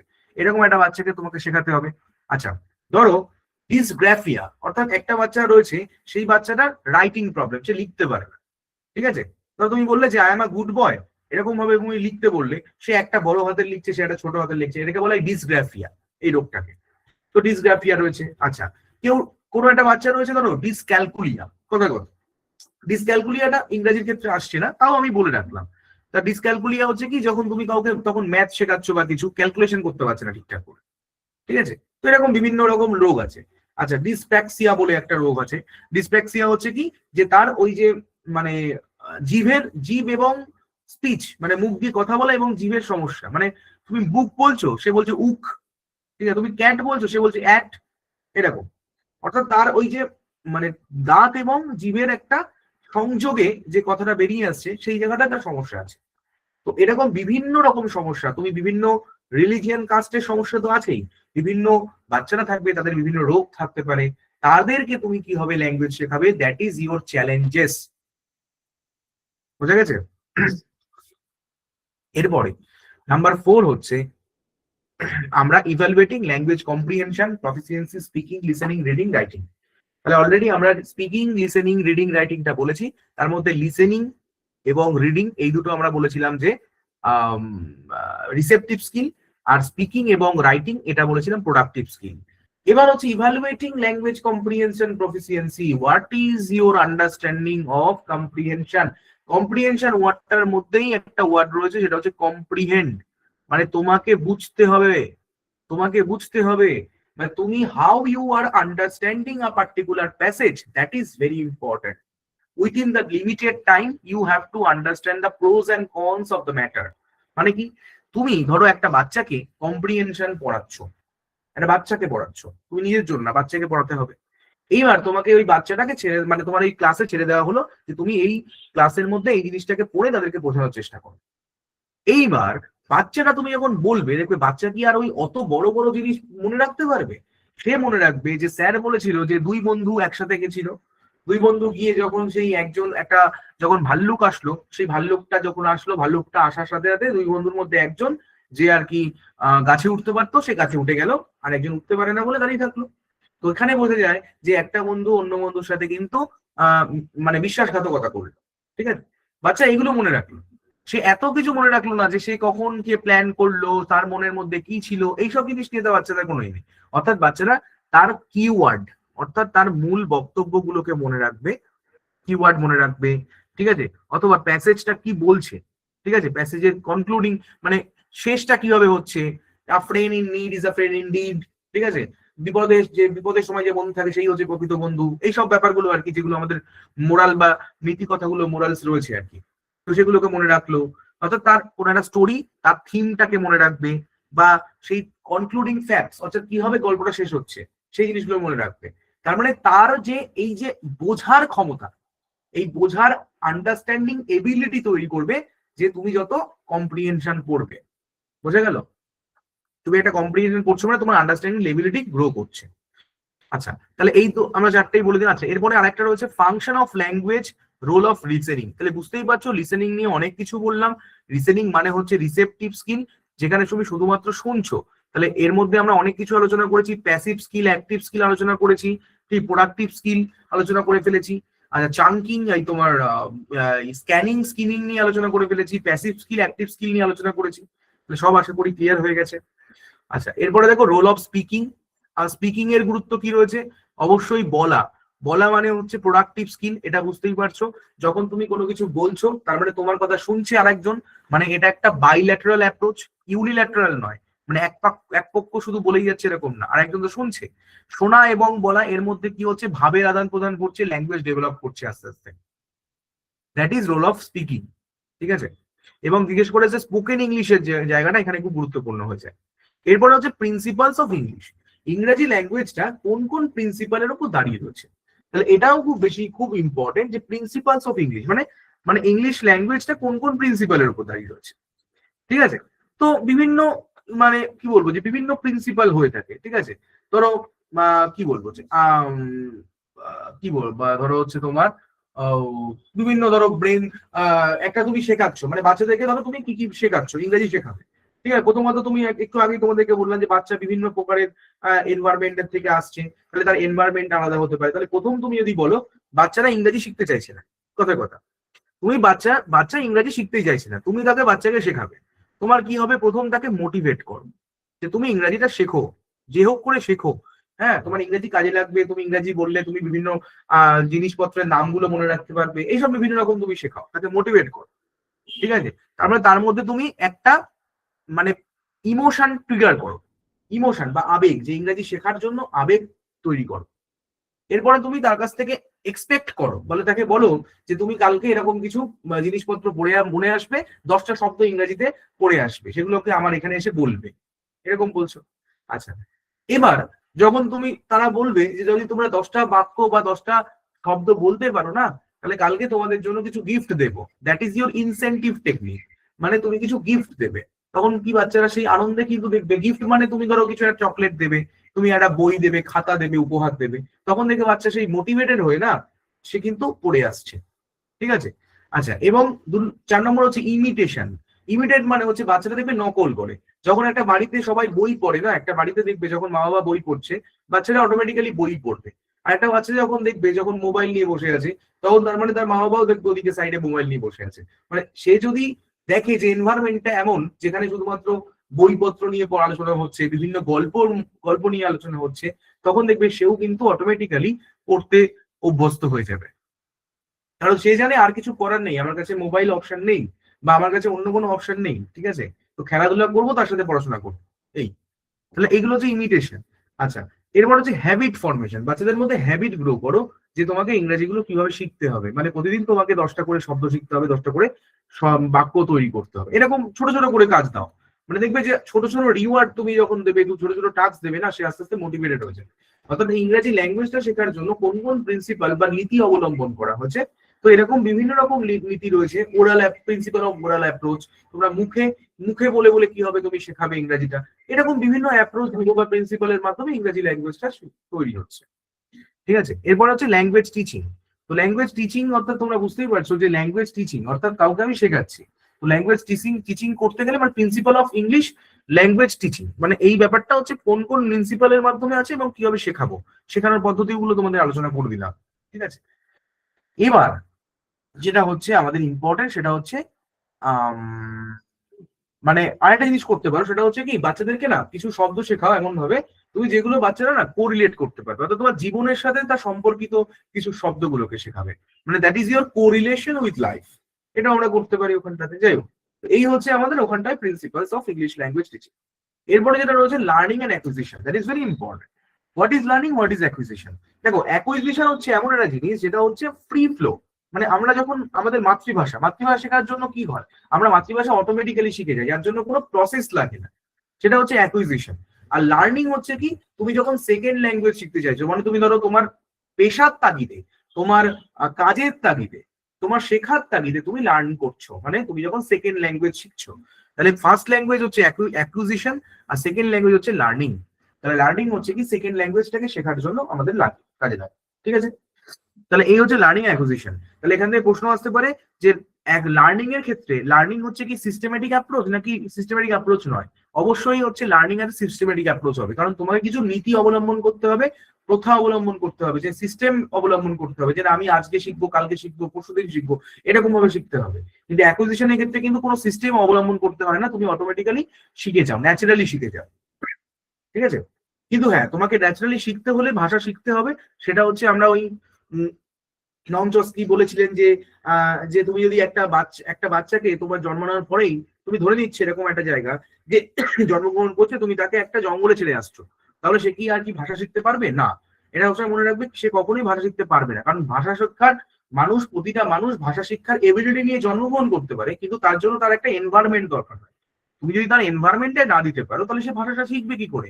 সে জঙ্গলে গিয়ে দেখেছে শুধুমাত্র মানে সিংহ বাঘ এরা লড়াই করছে খাবারের জন্য, খাবারের অন্বেষণে এখান থেকে ওখানে যাচ্ছে, এইসব করছে। সে কিন্তু এটাই এটাই দেখে বড় হয়েছে। তাহলে সে ভাষাটা শিখবে, তারা কথা বলতে পারে না, সে দেখে যে কথা বলতে পারে নাকি, তাহলে তার ভাষা শিক্ষার এবিলিটি কি করে হবে? তাহলে ল্যাড, যেটা হচ্ছে ল্যাঙ্গুয়েজ অ্যাকুইজিশন ডিভাইস, এলএডি, এই ল্যাডটাই তো তার তৈরি হয়নি, তাই না? তো এই ল্যাডটা ভালো করে তৈরি করতে হবে। তো তখন তিনি বলছেন ল্যাডের কথা, মানে ল্যাঙ্গুয়েজ অ্যাকুইজিশন ডিভাইসের কথা বলছে। যাই হোক, এই ওই জন্য হচ্ছে কি আমাদের একটা এনভায়রনমেন্ট অবশ্যই তোমাকে দিতে হবে, ঠিক আছে? তো এই হচ্ছে আমাদের ল্যাঙ্গুয়েজ লার্নিং এন্ড অ্যাকুইজিশনের মধ্যে পার্থক্য। আচ্ছা, এবার হচ্ছে মেথডস অফ টিচিং গ্রামার। এটাও আমরা কিন্তু রোল অফ গ্রামারের মধ্যেও পড়েছিলাম। মেথডস গুলো আমি অলরেডি বলেছি, একটা হচ্ছে কি ফাংশনাল অ্যাপ্রোচ আর বা ট্রাডিশনাল, একটা ফাংশনাল গ্রামার আর একটা হচ্ছে ট্রাডিশনাল গ্রামার, ঠিক আছে? এই মেথডস গুলো আমি তোমাদের পড়িয়েছি। একটা হচ্ছে আমরা শুধু রুল মানে শুধু মুখস্থ বিদ্যার উপর জোর দেবো, আর ফাংশনাল গ্রামারে কিন্তু মুখস্থ বিদ্যা নয়, আমি বোঝার চেষ্টা করবো, কনসেপ্ট ক্লিয়ার করবো। That is your methods of teaching grammar. আচ্ছা, এবার হচ্ছে লার্নিং ডিসঅর্ডার্স। আমি লার্নিং ডিসঅর্ডার্স নিয়েও তোমাদেরকে বলেছি যে লার্নিং অর্থাৎ আমি যদি একটা ল্যাঙ্গুয়েজ যখন শেখাবো তখন আমি কি কি ধরনের ডিসঅর্ডার গুলো মানে দেখতে পারবো, যে বাচ্চারা সেগুলো কি করছে, মানে করতে পারছে কিনা। তো স্বাভাবিক ব্যাপার, অবশ্যই তুমি বিভিন্ন মানে দেখতে পাবে যে বাচ্চারা শিখতে পারছে না কেন। ওই যে বললাম কিছু প্রবলেম আছে, তার কারো ডিসলেক্সিয়া রয়েছে, কারো রোগ, বিভিন্ন বিভিন্ন প্রকার রোগে ভুগছে আর কি, ঠিক আছে? তো কেউ কথা বলতে পারছে না, কেউ লিখতে পারছে না, কেউ ঠিকঠাক করে বলতে পারছে না, কেউ হচ্ছে বলা, কথা বলা, এই যে আগে আমরা যেটা আলোচনা করলাম যে লার্নিং ডিসঅর্ডার্স গুলো দেখা যেতে পারে ইংরেজি শেখার জন্য, ঠিক আছে? সেইগুলো নিয়ে আলোচনা করলাম। আচ্ছা, বা চ্যালেঞ্জেস গুলো আর কি, ঠিক আছে, সেইগুলো বলতে পারি। আচ্ছা, এবার এবার দেখো আরেকটা হচ্ছে কি, আরেকটা সব থেকে ব্যাপার হচ্ছে যে মানে লার্নিং ডিসঅর্ডার, সেটা হচ্ছে কি তুমি 10 জনকে শেখানোর চেষ্টা করছো অ্যাজ আ টিচার, তুমি 10টা স্টুডেন্টকে প্রবলেম সলভ করতে দিয়েছো। এবার 10 জন 10 রকম ভাবে সমাধান করে দিতে পারে, যেটা হচ্ছে মানে ব্রেন স্টর্মিং বলা হয়, ঠিক আছে? আর ধরো ইয়ে আর কি, মানে স্ক্যাফোল্ডিং আর মানে ব্রেন স্টর্মিং একটা ব্যাপার আছে। তো ব্রেন স্টর্মিং মানে একটা একটা জিনিস আমি 10 জন 10 রকম ভাবে সলভ করে দিতে পারবে। আর স্ক্যাফোল্ডিং হচ্ছে এটাই যে ইউটিউব কমেন্টে জানতে পারলাম কারণ একটা সমস্যা হয়েছে, আমি সেই সমস্যাটা সেখানেই আমি সমাধান করে দিলাম, সেখান থেকে সবাই শিখে নিল, এই ব্যাপারটা, ঠিক আছে? মানে ইংলিশে যে হেল্পিং ভার্ব সেই রকম ভাবে সাহায্য করে দিলাম, এটা স্ক্যাফোল্ডিং বলা হয়। যাই হোক, তো এই বিভিন্ন রকম সমস্যা এবং তার সাথে রেমেডিয়াল টিচিং কি, রেমেডিয়াল টিচিং হচ্ছে আমি তাদেরকে কি কি রেমেডি দিচ্ছি, অর্থাৎ তাদেরকে আমি কি তার সমাধান সূত্র কি করে বের করছি। তাদেরকে বেশি বেশি করে ক্লাস দাও, ঠিক আছে? তুমি তাদেরকে বেশি বেশি করে বলো যে তোমরা আরো এক্সট্রা ক্লাসে আসো, তাহলে তোমরা আরো শিখতে পারবে এবং তুমি বুঝতে পারবে যে কি তোমাদের যেগুলো বুঝতে পারছো না বারবার করে, সেগুলোকে বারবার করে তাদের রিপিট করো তাদের সামনে, ঠিক আছে? এবং তুমি ডায়াগনস্টিক টেস্ট রাখতে পারো। ডায়াগনস্টিক টেস্ট মানে হচ্ছে কি যে বাচ্চারা কোথায় সমস্যা মানে প্রবলেম গুলোকে আইডেন্টিফাই করো, যে বাচ্চারা কোথায় বুঝতে পারছে না সেগুলোকে তুমি বোঝো, বুঝিয়ে তুমি বলো যে ঠিকঠাক করে ডায়াগনস্টিক টেস্ট তুমি করে নিয়েছো, এবার তুমি করো, মানে যেটাকে অ্যাসিড টেস্টও বলা হয়, ঠিক আছে? তুমি অ্যাসিড টেস্ট বা ডায়াগনস্টিক টেস্ট করে নাও, তুমি তারপরে বলো যে এখানে এখানে তোমাদের বুঝতে অসুবিধা হয়েছে, তাহলে আমি এক্সট্রা ক্লাস দেবো, তোমরা সেখানে আসো, তোমাদের সেগুলোও বুঝিয়ে দেওয়া হবে। এই হচ্ছে আমাদের রিমেডিয়াল টিচিং, ঠিক আছে? আশা করি সবাই পুরোটাই বুঝতে পেরেছে। আমার মনে হয় না যে কারোর কোনো অসুবিধা আছে, তবুও যদি থাকে তোমরা অবশ্যই কমেন্টে জানিও। আশা করি আমি তোমাদের সবটাই বোঝানোর চেষ্টা করেছি ভালোভাবে, তাই তো?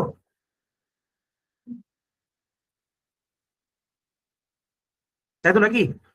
কারো কোনো ডাউট নেই তো? আচ্ছা, তাহলে এবার আমরা চলে যাই দেখি একটু প্রশ্নপত্রগুলোতে, এই প্রশ্নপত্র কি ধরনের ছিল, ঠিক আছে? দেখো, বাদ বাকি তোমাদের অন্যান্য পরীক্ষাগুলো বিআর বা অন্যান্য পরীক্ষা যেগুলো হয় সেগুলো আমি দিয়ে রেখেছি। আচ্ছা, প্রথমে যে প্যাসেজটা রয়েছে, ঠিক আছে, আমি জাস্ট এই প্যাসেজটার কথা বলছি। সেটা হচ্ছে কি স্যার, বিষয়গুলো বুঝিয়ে দিলেন। হ্যাঁ, অবশ্যই অবশ্যই পিডিএফ এ দেবো। তোমাদের পিডিএফ নিয়ে কোনো চিন্তা করতে হবে না, পিডিএফ তোমাদের জন্যই করেছি। যেগুলো আমি বলেছি সেগুলো পিডিএফ এই বললাম। যেগুলো লিখলাম, হ্যাঁ যেগুলো লিখলাম এইগুলো তোমরা এইখানে পাবে, এইগুলো ক্লাসের মধ্যেই পেয়ে যাবে, রেকর্ডেড ক্লাসও পেয়ে যাবে তোমরা, ঠিক আছে? এবার দেখো আমরা তাহলে প্যাসেজটা ভালো করে পড়ি, ঠিক আছে? ব্যাপারটা দেখো কি বলেছে। Yet as soon as she saw him, সে যখন তাকে দেখলো, she did not look as Alfred thought she would look, মানে সে ভাবেনি যে অ্যালফ্রেড যেমন মনে করেছিল তেমন ভাবে সে তেমন ভাবে দেখবে বা কিছু, সেটা ভাবেনি। শি স্মাইল, তিনি হাসলেন, and her blue eyes never wavered, এবং তার যে নীলাভ চোখ কখনোই কিন্তু হেজিটেট করেনি বা ইতস্তত বোধ করেনি। অ্যান্ড উইথ আ কামনেস, এবং সেই স্বভাবতই সেই একটা শান্ত স্বভাবের সহিত এবং ডিগনিটি সম্মানের সহিত দ্যাট মেড দেম ফরগেট, যেটা তাদেরকে ভুলিয়ে দেওয়ার চেষ্টা করলো, that her cloth seem to have been thrown on her, যে একসময় তার দিকে তার এই যে কাপড় চোপড়গুলো তার দিকে ছুঁড়ে ফেলা হয়েছিল। She put out her hand to Mr. Carr, say mister কারের দিকে তার হাত বাড়িয়ে দিল, and said politely, এবং তিনি খুব স্বভাবতই নম্রভাবে বললেন, I am Mrs. Higgins, আমি Mrs Higgins, I am Alfred's mother, আমি অ্যালফ্রেডের মা। Mister car was a bit embarrassed by her lack of terror, মানে মিস্টার কার একটু কিন্তু বিব্রত বোধ করলেন যে তার মধ্যে কোনো ভয়ের লেশ মাত্র নেই, and her simplicity, এবং তার যে এই সরলতা, এটার জন্য। and he hardly knew, এবং সে জানতো না বললেই চলে, what to say to her, এবং সে কি তাকে বলবে। হার্ডলি হচ্ছে অ্যাডভার্ব অফ নেগেশন, ঠিক আছে, তো সেটাকে আমরা বলি হার্ডলি। আচ্ছা, সো সি আস্কড, তখন তিনি জিজ্ঞেস করলেন, is Alfred in trouble, Alfred কি সমস্যার মধ্যে রয়েছেন? হি ইজ, তখন উত্তর দিচ্ছে he is, he has been taking things from the store, সেই স্টোর থেকে জিনিসপত্র নিয়ে চলে যাচ্ছে। I got him red handed, আমি তাকে একদম হাতে নাতে ধরেছি। Little things like compact discs, compact toothpaste and lipsticks, এগুলো নিয়ে চলে যাচ্ছে। Stuff he can sell easily, এই জিনিসপত্রগুলো সে সহজেই বিক্রি করতে পারে, দ্য প্রোপাইটার সেড, প্রোপাইটার বললেন। Mrs Higgins put out her hand and touched Sam Carr's arm with an understanding gentleness. Mrs Higgins তখন কিন্তু তার হাত বাড়িয়ে দিলেন এবং তিনি স্পর্শ করলেন, যে মিস্টার কারের হাতটা স্পর্শ করলে, স্যাম কারের হাতটা স্পর্শ করলে উইথ অ্যান আন্ডারস্ট্যান্ডিং জেন্টলনেস, এবং অ্যান্ড স্পিকিং, এবং কথা বললেন এমন ভাবে as though afraid of disturbing হিম, মানে সে মনে করছে যে যাতে তিনি কোনো বিব্রত বোধ না হন বা তিনি ডিস্টার্ব না হন। সে বললো, if you would only listen to me, যদি আপনি আমার কথা শুধুমাত্র শোনেন, বিফোর ডুইং এনিথিং, কিছু করার আগে। হার সিম্পল আর্নেস্টনেস মেড হার শাই, যে তার এই যে সরল আকুতি তাকে কিন্তু লজ্জায় ফেলে দিল। হার হিউমিলিটি মেড হার ফল্টার, তার মানে তার যে অপমান বোধ সেটা কিন্তু তাকে কি করছে, ফল্টার মানে হচ্ছে চেঞ্জ হওয়া, অ্যান্ড লুক অ্যাওয়ে, ঠিক আছে। বাট ইন আ মোমেন্ট, কিন্তু কিছু মুহূর্তের মধ্যে, she was smiling bravely again, সে আবার সেই এক মানে স্বভাবতই খুব জোরে হাসতে লাগলেন, মানে গ্রেভলি, একটা গুরুগম্ভীর ভাবে হাসতে লাগলেন। and she said with a kind patient dignity, তিনি আবার সেই রকম আবার স্বভাবতই তার এই মানে সম্মানের সহিত খুব পেশেন্টলি আবার বলছেন, what do you intend to do mister Carr, আপনি কি করতে চাইছেন? মিস্টার কারকে জিজ্ঞেস করছেন, ঠিক আছে, মানে মিসেস হিগিন্স জিজ্ঞেস করছেন। আচ্ছা, I am going to get a cop, আমি একটা পুলিশ ডাকতে যাচ্ছি। That is what I ought to do, যেটা আমার করা উচিত আমার মনে হয়। ইয়েস আই সাপোজ সো, আমিও তাই মনে করি। It is not for me to say, এটা আমার পক্ষে বলা উচিত নয় বা বলা সম্ভব নয়। বিকজ হি ইজ মাই সান, সে আমার ছেলে বলে আমি এটা বলবো না আপনি করবেন না, এটা আমি বলবো না, আপনি করুন। Yet I sometimes think a little good advice is the best thing for a boy when he is at a certain period in his life. তাই বলছে, আমি এটা মনে করি যে একটা ভালো অ্যাডভাইস, ঠিক আছে, হতে পারে সব থেকে একটা ছেলের জীবনে সব থেকে ভালো জিনিস হতে পারে যখন সে জীবনের একটা সার্টেন পিরিয়ডে রয়েছে, জীবনে একটা সেই রকম সময়ের মধ্যে রয়েছে। সে বললো, Alfred could not understand his mother's quite composure, কিন্তু অ্যালফ্রেড বুঝতে পারলো তার মা এত চুপচাপ কেন রয়েছে। ফর, এই ফরটা হচ্ছে এখানে কনজাংশন, এটা হচ্ছে বিকজ।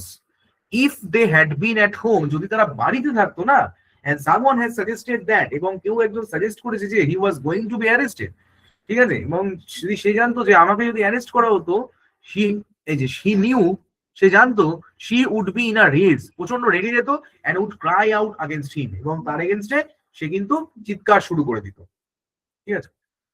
এই হচ্ছে আমাদের প্যাসেজ। তাহলে এখান থেকে প্রশ্ন কি দিয়েছে আমরা একটু দেখি। 1 নম্বর প্রশ্ন হচ্ছে, হার হিউমিলিটি মেড হার ফল্টার। দেখো, তাহলে হিউমিলিটি হচ্ছে অপমান, তাহলে অপমানের উল্টো কি হবে আমাদের? ফ্র্যাঙ্কনেস মানে একদম খোলাখুলি ব্যাপার, ইনট্রিক মানে ষড়যন্ত্র, হিচ মানে হচ্ছে ক্যাচ মানে ধরা কিছু, আর প্রাইড মানে হচ্ছে গর্ব। তাহলে এইখানটা হচ্ছে হিউমিলিটির অবশ্যই উল্টো হয়ে যাবে আমাদের কি? প্রাইড। 92 কি বলছে দেখো, which of the statements is not correct. একটা প্রশ্ন দেখবে এখানে নট কারেক্ট দিয়ে বেশি প্রশ্ন আসে, কোনটা ঠিক নয়। Outside her conduct was like that of a caring mother, ঠিক আছে, অবশ্যই এটা ঠিক আছে, কারণ বলেছিল যে যদি সে বাড়িতে থাকতো না, তার সাথে যদি এরকম কেউ করতো, সে প্রচন্ড রেগে যেত, অ্যালফ্রেডের মা। when she introduced herself, যখন সে নিজেকে পরিচয় দিল আমি অ্যালফ্রেডের মা, মিস্টার কার felt stupefied. ঠিক আছে, না এটা তো কোনো রকম স্টুপিফাই হয়নি, option 2 is the correct answer. এটা আর দেখার দরকার নেই, এটাই ভুল আছে। এরপরে বলছে which of the following statement is not correct. আবার দেখো নট কারেক্ট বলেছে। She stole cream, compact, lipstick, এগুলো তো নিয়ে গেছিল আমরা দেখেছি। অ্যাট মিস্টার কার্স অ্যাকুইজিশন, যখন মিস্টার কার যখন বললো যে আপনার ছেলে এরকম জিনিসপত্র নিয়ে চলে যাচ্ছে, তখন বলছে কি অ্যালফ্রেডস মাদার ফেল ইন্টিমিডেটেড। ইন্টিমিডেটেড মানে ভয় পেয়ে যাওয়া। তো এরকম কোনো কিছুই হয়নি, সেরকম কোনো কিছু পাইনি, ভয়ই পাইনি। ঠিক আছে, মানে ভয় ভয় ভয় পেয়ে যাওয়া বা এরকম কিছু একটা, এরকম কিছু হয়নি তার মধ্যে, যে হঠাৎ করে ভয় পেয়ে গেল এরকম কিছু ব্যাপারটা, এই ব্যাপারটা কিন্তু তার মধ্যে কখনো সেই সময় তৈরি হয়। ঠিক আছে, যেটা আমরা দেখেছি। নেক্সট প্রশ্ন দেখো কি বলেছে। Having looked at his mother, Alfred was, যখন তার মায়ের দিকে সে তাকালো, তাকিয়ে অ্যালফ্রেড কি হলো?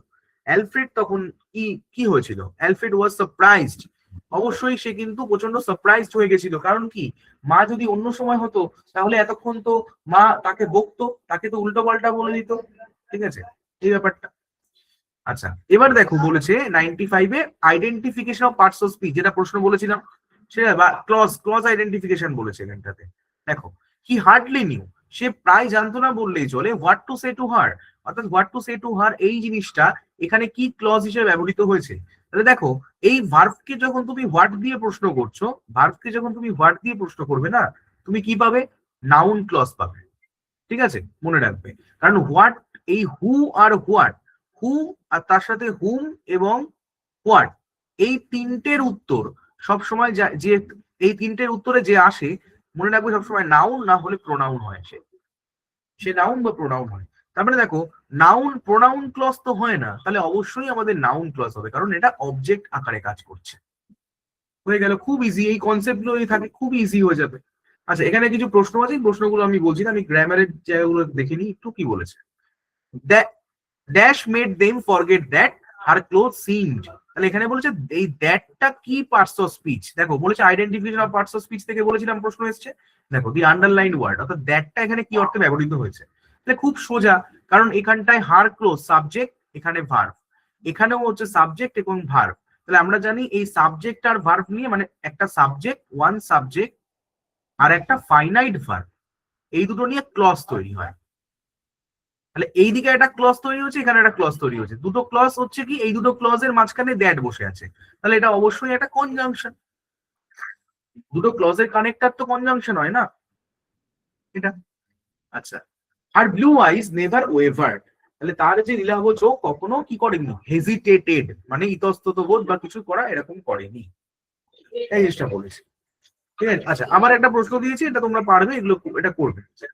আচ্ছা, এবার আমি চলে যাই, একটা কবিতা দিয়েছি, বলেছিলাম তোমাদের, বলেছিলাম যে একটা কবিতা থেকে আসে, একটা পোয়েম থেকে, মানে একটা গদ্য থেকে আসে। তো এটা দেখো বলেছে খুবই সবার পরিচিত একটা কবিতা, যেটা হচ্ছে অ্যাজ ইউ লাইক ইট থেকে দেওয়া হয়েছে।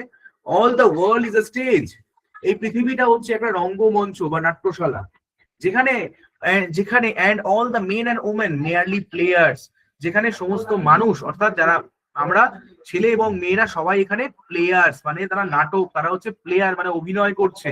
তাহলে এই যে all the world is a stage, মানে ওয়ার্ল্ড মানে হচ্ছে কি আমাদের লাইফ, আমাদের জীবনের সাথে তুলনা করা হচ্ছে। তাহলে জীবনটা এখানে এটা কি, এই ওয়ার্ল্ডটা হচ্ছে মেটাফোর, এটা হচ্ছে মেটাফোর, তাই না? আর আমরা বলছি দে হ্যাভ দেয়ার, এই যে all the men and women are merely players, তার মানে আমরা সবাই নাটক করছি, মানে আমরা সবাই প্লেয়ার, মানে অভিনেতা অভিনেত্রীর ভূমিকা পালন করছি। ঠিক আছে, they have their exits and their entrances, মানে আমাদের জন্ম রয়েছে এবং তার সাথে আমাদের মৃত্যু আছে, মৃত্যু রয়েছে এবং জন্ম রয়েছে, তাহলে দুটোই আমাদের রয়েছে, আমরা আজকে জন্মাবো আবার কালকে মৃত্যুবরণ করবো। তাহলে এটা হচ্ছে এক্সিটস এবং এন্ট্রান্সেস, এটাও কিন্তু একই রকম ভাবে মেটাফোর। এটা কি জন্ম মৃত্যু বললো না, এক্সিট এবং এন্ট্রান্সেস বললো, মানে একটা ঘুরিয়ে আমাদের ঘুরিয়ে বললো। And one man in his time plays many parts, একজন ব্যক্তি তার জীবনে বহু রকম অভিনয় করে চলেছেন। His acts being 7 ages, মানে সে বিভিন্ন সময় বিভিন্ন রকম রোল প্লে করছে। এট ফার্স্ট, যখন প্রথমে শুরু হচ্ছে, সে যখন তার ইনফ্যান্ট বা শৈশব অবস্থা রয়েছে, তখন সে কিসের অভিনয় করছে, সে তখন হচ্ছে দেখো অ্যাট ফার্স্ট দ্য ইনফ্যান্ট মানে তখন একদম শৈশব অবস্থা, তখন সে কি করছে মিউলিং। মিউল মানে হচ্ছে কি যখন কারোর মানে মিউল মানে হচ্ছে বিড়াল যেমন ম্যাও ম্যাও করে না, সেই বাচ্চারা কি করে সেই ম্যাও ম্যাও করে, ঠিক আছে সেই জায়গাটা। আচ্ছা অ্যান্ড পুকিং মানে হচ্ছে কি, পুকিং মানে হচ্ছে সেই নার্সের কোলে বসে পুক করে না, মানে যে ওই যে বমি করে দেওয়া বা কিছু, ঠিক আছে এই সময়টা কথা বলা হচ্ছে, মানে একদম শৈশবের কথা বলা হচ্ছে। এরপরে বলছে দেন দা হুইনিং স্কুল বয়, এইবার হচ্ছে সে আস্তে আস্তে বড় হয়ে উঠেছে এবং এই সময় সে শুধু খেলতে চায়, ঠিক আছে সে সব সময় খেলে বেড়াতে চায় এবং সে পড়তে চায় না, স্কুল যেতে চায় না এরকম। With his satchel and shining morning face, এবং সকালে সেই রকম একটা বিমর্ষ মুখ যে সে স্কুল যেতে চাইছে না, সে খেলতে চাইছে। ক্রিপিং লাইক স্নেল, এবং সে আস্তে আস্তে সে শামুকের মতো মানে মানে গতিতে আর কি সে এগিয়ে যায়। Unwilling to school, say school যেতে চাইছে না। অ্যান্ড দেন দ্য লাভার, এবং এরপরে হচ্ছে এরা প্রেমিকের অভিনয় করছে, ঠিক আছে সাইং লাইক আ ফার্নেস, এবং সে ফার্নেস মানে হচ্ছে চুল্লি, চুল্লির মতো হচ্ছে সে ছাই ফেলছে, মানে চুল্লিতে মানে শাইং লাইক আ ফার্নেস, মানে ফার্নেস যেমন হচ্ছে একটা জীবন মানে একটা চুল্লি হয় না, সেই চুল্লি যেমন হচ্ছে মানে মানুষকে পুড়িয়ে মানে পোড়াতে পোড়াতে পোড়াতে পোড়াতে সে হাঁপিয়ে ওঠে, সেরকম ভাবে সেই লাভারও কিন্তু ব্যর্থতার পরে বা কিছুর পরে, ঠিক আছে সে কিন্তু হাঁপিয়ে উঠছে। উইথ আ ওফুল ব্যালাড, এবং সে তখন হচ্ছে তার জীবনে একটা বিয়োগান্তক ব্যালাড মানে হচ্ছে মানে তার জীবনটা হচ্ছে একটা মানে কি বলবো একটা ব্যালাড বা গাথা, বীর গাথা তো এখানে নয়, ওফুল ব্যালাড মানে হচ্ছে সে তার সে এই দুঃখ কষ্ট ব্যালাড গাইছে। Made to is mistress eyebrow, ঠিক আছে বুঝতেই পারছো তার প্রেমিকার জন্য। দেন এবার হচ্ছে কি হচ্ছে আস্তে আস্তে এবার সোলজার হচ্ছে, সে একটা সৈনিক হয়ে উঠছে। ফুল অফ স্ট্রেঞ্জ ওথস, তার মধ্যে দেশকে সেবা করতে হবে, ঠিক আছে এরকম একটা ওথস নিয়েছে সে। অ্যান্ড বেয়ার্ডেড লাইক আ পার্ড, এবং তখন সে কিন্তু একটা লেপার্ডের মতো সে হয়ে উঠছে। মানে বেয়ার্ডেড লাইক আ পার্ড মানে সে মানে তার মধ্যে কি বলছে মানে সে সহ্য করছে, বেয়ার্ড মানে বেয়ার্ডেড লাইক আ পার্ড মানে এটা চিতাবাঘ যেমন সমস্ত কিছুকে সহ্য করে নেয়, যত কঠোর পরিস্থিতি হোক না কেন সে আস্তে আস্তে একটা চিতাবাঘ হয়ে উঠছে। জেলাস ইন অনার, তার শুধুমাত্র একটাই জিনিস সে কিন্তু করছে যে আমি আমার অনার দরকার, আমার সম্মান দরকার, সম্মান নট সম্মান, ঠিক আছে সম্মান দরকার, আমার সম্মান দরকার, ময় আকার, ঠিক আছে। Sudden and quick in quarrel, ঠিক আছে এবং sudden and quick in quarrel, seeking the bubble reputation. Bubble reputation মানে কি, তোমরা যখন যদি দেখো যে কচু পাতার উপরে দেখবে বাবল হয়, হঠাৎ করে সেগুলোকে বুদবুদ হয়ে আবার সেগুলো কি হচ্ছে মিলিয়ে যায়, সারফেস টেনশনের ব্যাপারটা তোমরা জানো। তো যাই হোক, ইভেন ইন দ্য ক্যাননস মাউথ, এবং সে মনে করো তারা বাবেল রেপুটেশন মানে হচ্ছে যে রেপুটেশনটা হঠাৎ করে এসে আবার মিলিয়ে যাবে, ঠিক আছে ইভেন ইন দ্য ক্যাননস মাউথ, কামানের মুখেও সে বলছে যে আমার রেপুটেশন দরকার, সবাই আমি যদি বীর সৈনিকের মতো মারা যাই তাহলে সবাই আমাকে মনে রাখবে, সবাই আমাকে সম্মান করবে, তার এইটুকুর জন্য সে বেঁচে আছে। তো এইভাবে আমাদের জীবনের যে যাত্রা, অর্থাৎ সেই জন্ম থেকে মৃত্যু পর্যন্ত যে যাত্রা, সেই যে যাত্রাটা তিনি কিন্তু খুব সুন্দরভাবে এর মাধ্যমে প্রকাশ করলেন।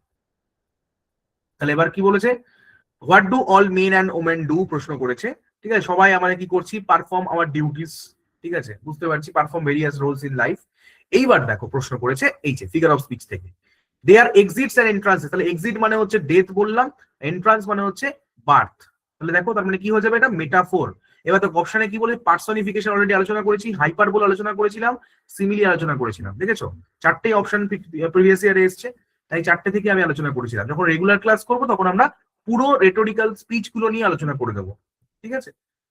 আচ্ছা এবার বলছে what is the lover sign compare to a furnace, তা বুঝতেই পারছো যে মানে ব্যাপারটা ফার্নেসের সঙ্গে তুলনা কেন করা হয়েছে, কারণ লাভার হচ্ছে প্রচন্ড ইমোশনালি চার্জড, তার মধ্যে ইমোশনটা জড়িয়ে রয়েছে, ঠিক আছে মানে আগুনের মতো, আগুনে যেমন বৃতাহুতি করলে যেমন হয় সেরকম তার মধ্যে অবস্থা। আচ্ছা আবার দেখো বলেছে identify the figure of speech used in the first sentence, প্রথম সেন্টেন্সে প্রথমে কি বলেছিল, all the world is a stage, পৃথিবীটা একটা নাট্য মঞ্চ, তাহলে পার্সনিফিকেশন এই সরি মেটাফোর, মেটাফোর, ঠিক আছে তাহলে ওটা কি লাইফের সঙ্গে তুলনা করা হয়েছিল তো, ঠিক আছে দুটোই মেটাফোর থেকে এসেছিল প্রিভিয়াস ইয়ার, ঠিক আছে। আর কিছু কিছু প্রশ্নপত্র রয়েছে। আচ্ছা এবার তোমাদের কিছু আমি পেডাগোগি প্রশ্ন দেখাচ্ছি, দেখো হুইচ অফ দ্য ফলোইং, দেখবে একটা সিটেড এর ক্ষেত্রে কি হয় যেটা নট কারেক্ট দিয়ে প্রশ্নটা আসে বেশি, ঠিক আছে তো দেখো ওখানে কি বলেছে, নট কারেক্ট বলেছে, বলছে কি সেন্টেন্স রাইম সংস চ্যান্টস আর ওয়েস ফর চিলড্রেন। এগুলো কেন শেখানো হয় বাচ্চাদেরকে? কারণ আমরা জানি যে এগুলো শেখালে বাচ্চাদের এক্সপ্রেশনটা খুব ভালো হয় এবং রাইমিং জিনিসটা খুব ভালো বুঝতে পারে, ছন্দ জিনিসটা ভালো বুঝতে পারে। এরপরে কি বলেছে দেখো, হুইচ অ্যাপ্রোচ বা method does not encourage learners to use their native language in a class. কোন অ্যাপ্রোচটাকে বা লার্নারদের সেটা বলা হবে না, কোন অ্যাপ্রোচটাকে আর কি লার্নারদেরকে বলতে হবে না যে তোমরা এই জিনিসটাকে এই পদ্ধতিটা শিখো না বা এরকম, সেটা অবশ্যই আমরা ডিরেক্ট মেথডটাকে বলবো। ঠিক আছে, ডিরেক্ট মেথডে মানে সবকিছু মানে ডিরেক্টলি কোনো কিছু করা, সেই জিনিসটা আমরা কখনো এই অ্যাপ্রোচটাকে এনকারেজ করি না। ঠিক আছে, আচ্ছা এরপরে হচ্ছে which of the following is not correct, not true about the library at the primary level. বুঝতেই পারছো লাইব্রেরির ক্ষেত্রে কোনটা ট্রু হবে না। ঠিক আছে, মানে আমরা যেটা কোনটা সঠিক নয় সেটা বলছি। ঠিক আছে, আচ্ছা আচ্ছা আশা করি ডিরেক্ট মেথডটা তোমরা জানো যে ল্যাঙ্গুয়েজে যেটা হচ্ছে কি মানে আমাদের মানে কি বলবো যে ডিরেক্ট মেথডটা হচ্ছে এটাই যেখানে কোনো ট্রান্সলেশনের জায়গাটা নেই। ঠিক আছে, আমরা পুরোপুরি আমাদের মানে ট্রান্সলেশনটা পুরোপুরি হচ্ছে বন্ধ থাকে। হ্যাঁ, সবটাই হচ্ছে সে চেষ্টা করে হচ্ছে তার মানে ইনস্ট্রাকশনের মাধ্যমে সেগুলোকে শেখার চেষ্টা করে, কিন্তু প্রথমে যদি তুমি তাকে ট্রান্সলেশন করতে নাই দাও সে প্রথমে ল্যাঙ্গুয়েজটা শিখতেই পারবে না। ঠিক আছে, মানে ইন্ডাকটিভ গ্রামার আর কি ফলো করা হয় আর কি। ঠিক আছে, যাও তাহলে নট ট্রু হচ্ছে এটা, কোনটা হবে দেখো। লাইব্রেরিতে লাউড রিডিংটা ইম্পর্টেন্ট নয়, কারণ এখানে আমরা জানি অন্যরা অনেকে ক্লাস করে তারা অসুবিধা হয়ে থাকে। ঠিক আছে, এই জিনিসটা। আচ্ছা এবার বলেছে লিটারেসি টিচিং বা literacy teaching approach that emphasize the relationship between the letters and sound. দেখো সাউন্ড বা লেটার এইগুলো থাকলেই মনে রাখবে ফোনিক্স ইনস্ট্রাকশন হবে। ঠিক আছে, তো এগুলো আমাদের মোটামুটি আমাদের প্রজোডির উপরে প্রশ্নপত্র থাকে। আচ্ছা আমরা কিন্তু স্টেটের প্রশ্নপত্র দেখিনি, ডব্লিউবি প্রাইমারি টেটের প্রশ্নপত্র একটু দেখি যে কেমন ধরনের প্রশ্নপত্র থাকে। ঠিক আছে, কিছু অন্তত আমরা দেখি প্রশ্নপত্র, তারপরে তোমাদের জন্য প্রশ্নপত্র থাকবেই, তোমরা বাড়িতেও সেগুলো প্র্যাকটিস করতে পারবে। ঠিক আছে, ভালো করে প্রশ্নপত্রগুলোকে অ্যানালিসিস করবে যে আমরা যা পড়ছি তার উপরেই প্রশ্নপত্রগুলো আছে কিনা। ঠিক আছে, তাহলেই তোমাদের কাছে ক্লিয়ার হয়ে যাবে।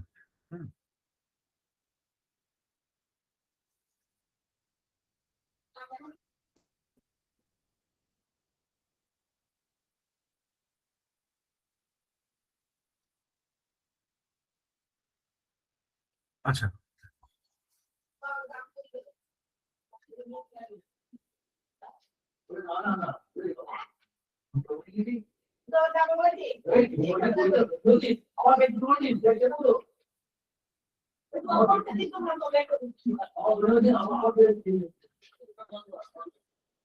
ঠিক আছে, আচ্ছা তো এখানে দেখতে পাচ্ছ এই যে তোমাদের প্যাসেজ দেওয়া রয়েছে সেগুলো আছে। আচ্ছা এর সাথে হচ্ছে দেখো এখানে আমি যদি প্রজোডি তোমার যেটা আমরা বলছিলাম আর কি আমাদের পেডাগোগির উপরে, পেডাগোগির প্রশ্নপত্রগুলো দেখতে পাচ্ছ। এখানে দেখতে পাচ্ছ যে এই যে দেখো এই যে মেথডের ওপরে, ঠিক আছে, এই যে মেথড গুলো রয়েছে সেই মেথডের উপর প্রশ্নপত্র এসছে, টিএলএম এর উপরে প্রশ্নপত্র এসছে, যেগুলো আমরা আলোচনা করেছি সব দেখো এখানে তার উপরে প্রশ্নপত্র আছে। লিসেনিং কম্প্রিহেনশন কি ধরনের স্কিল এটার উপর প্রশ্নপত্র আছে, রিমেডিয়াল টিচিং এর উপর প্রশ্নপত্র এসছে যেগুলো আমরা আলোচনা করেছি, ল্যাঙ্গুয়েজ অ্যাকুইজিশনের উপরে কোন প্রশ্নপত্র আছে, বেসিক স্কিলস কোনগুলো হয়, মানে যা আমরা আলোচনা করেছি দেখো সবটা এর মধ্যে রয়েছে, এর বাইরে কিন্তু কোনো কিছু চাইনি। সুতরাং এখানে কিন্তু তোমরা খুব ভালো স্কোর করতে পারবে। আচ্ছা এবার দেখো এখানে কিন্তু গ্রামারের উপরে দেখো এই যে ডিকশনারি অ্যারেঞ্জমেন্ট। ঠিক আছে, বুঝতেই পারছো ডিকশনারি অ্যারেঞ্জমেন্ট সবাই আশা করি জানো কিভাবে করতে হয়, এই মেলাতে হয় এগুলো। ঠিক আছে, আচ্ছা এরপরে দেখো কিছু অ্যান্টোনিম থেকে প্রশ্নপত্র এসেছে, যেমন দেখো স্পোরেডিক মানে বিক্ষিপ্ত, বিক্ষিপ্ত যেটা, তাহলে এর উল্টোটা কি হয়ে যাবে? অবশ্যই কন্টিনিউয়াস যেটা। আচ্ছা মেলাইস, মেলাইস মানে হচ্ছে বিদ্বেষ, বিদ্বেষের উল্টো কি হবে? তুমি কাউকে ভালো মানে ম্যাল মানে হচ্ছে ব্যাড, মনে রাখবে ম্যাল মানে হচ্ছে ব্যাড, আর এই বেন মানে হচ্ছে গুড। বেন মানে হচ্ছে গুড, ম্যাল মানে হচ্ছে ব্যাড, তাহলে বেনিভোলেন্স হয়ে যাবে। আচ্ছা এবার বলেছে কি প্লুরাল ফর্ম এক, ঠিক আছে দেখো প্লুরাল ফর্ম কি হবে, দেখো সিঙ্গুলার হচ্ছে কোনটা কর্পাস, তাহলে কর্পাসের প্লুরাল ফর্ম কি হবে? কর্পোরা, মনে রাখবে কর্পাসের প্লুরাল ফর্ম হচ্ছে কর্পোরা। ঠিক আছে, আচ্ছা অ্যাপেন্ডিক্স এর প্লুরাল ফর্ম কি হবে? অ্যাপেন্ডিসেস, অ্যাপেন্ডিক্স হচ্ছে সিঙ্গুলার, অ্যাপেন্ডিসেস হচ্ছে প্লুরাল, এগুলো প্লুরাল ফর্ম দেখে নিতে পারবে। আচ্ছা তো তারপরে দেখতে পাবে ধরো জেন্ডার, জেন্ডারের উপরে, জেন্ডার কি কি হতে পারে। দেখো মাস্কুলিন থেকে ফেমিনিন করতে হয়, সেই জায়গাটা আমরা দেখবো। প্রোটেক্টর, প্রোটেক্টরের আমরা জেন্ডার কি করবো মনে রাখবো, প্রোটেক্টর থেকে প্রোটেক্ট্রেস হয়, ঠিক আছে, মনে রাখবে। এগুলো তোমাদের আমি মানে নোটস দিয়ে দেবো বা কিছু, এগুলো আমরা ক্লাসেই আস্তে আস্তে পড়লে সেগুলো কমপ্লিট হয়ে যাবে। আচ্ছা গ্যান্ডার, গ্যান্ডার মানে ছেলেদের কথা বলছে, ঠিক আছে।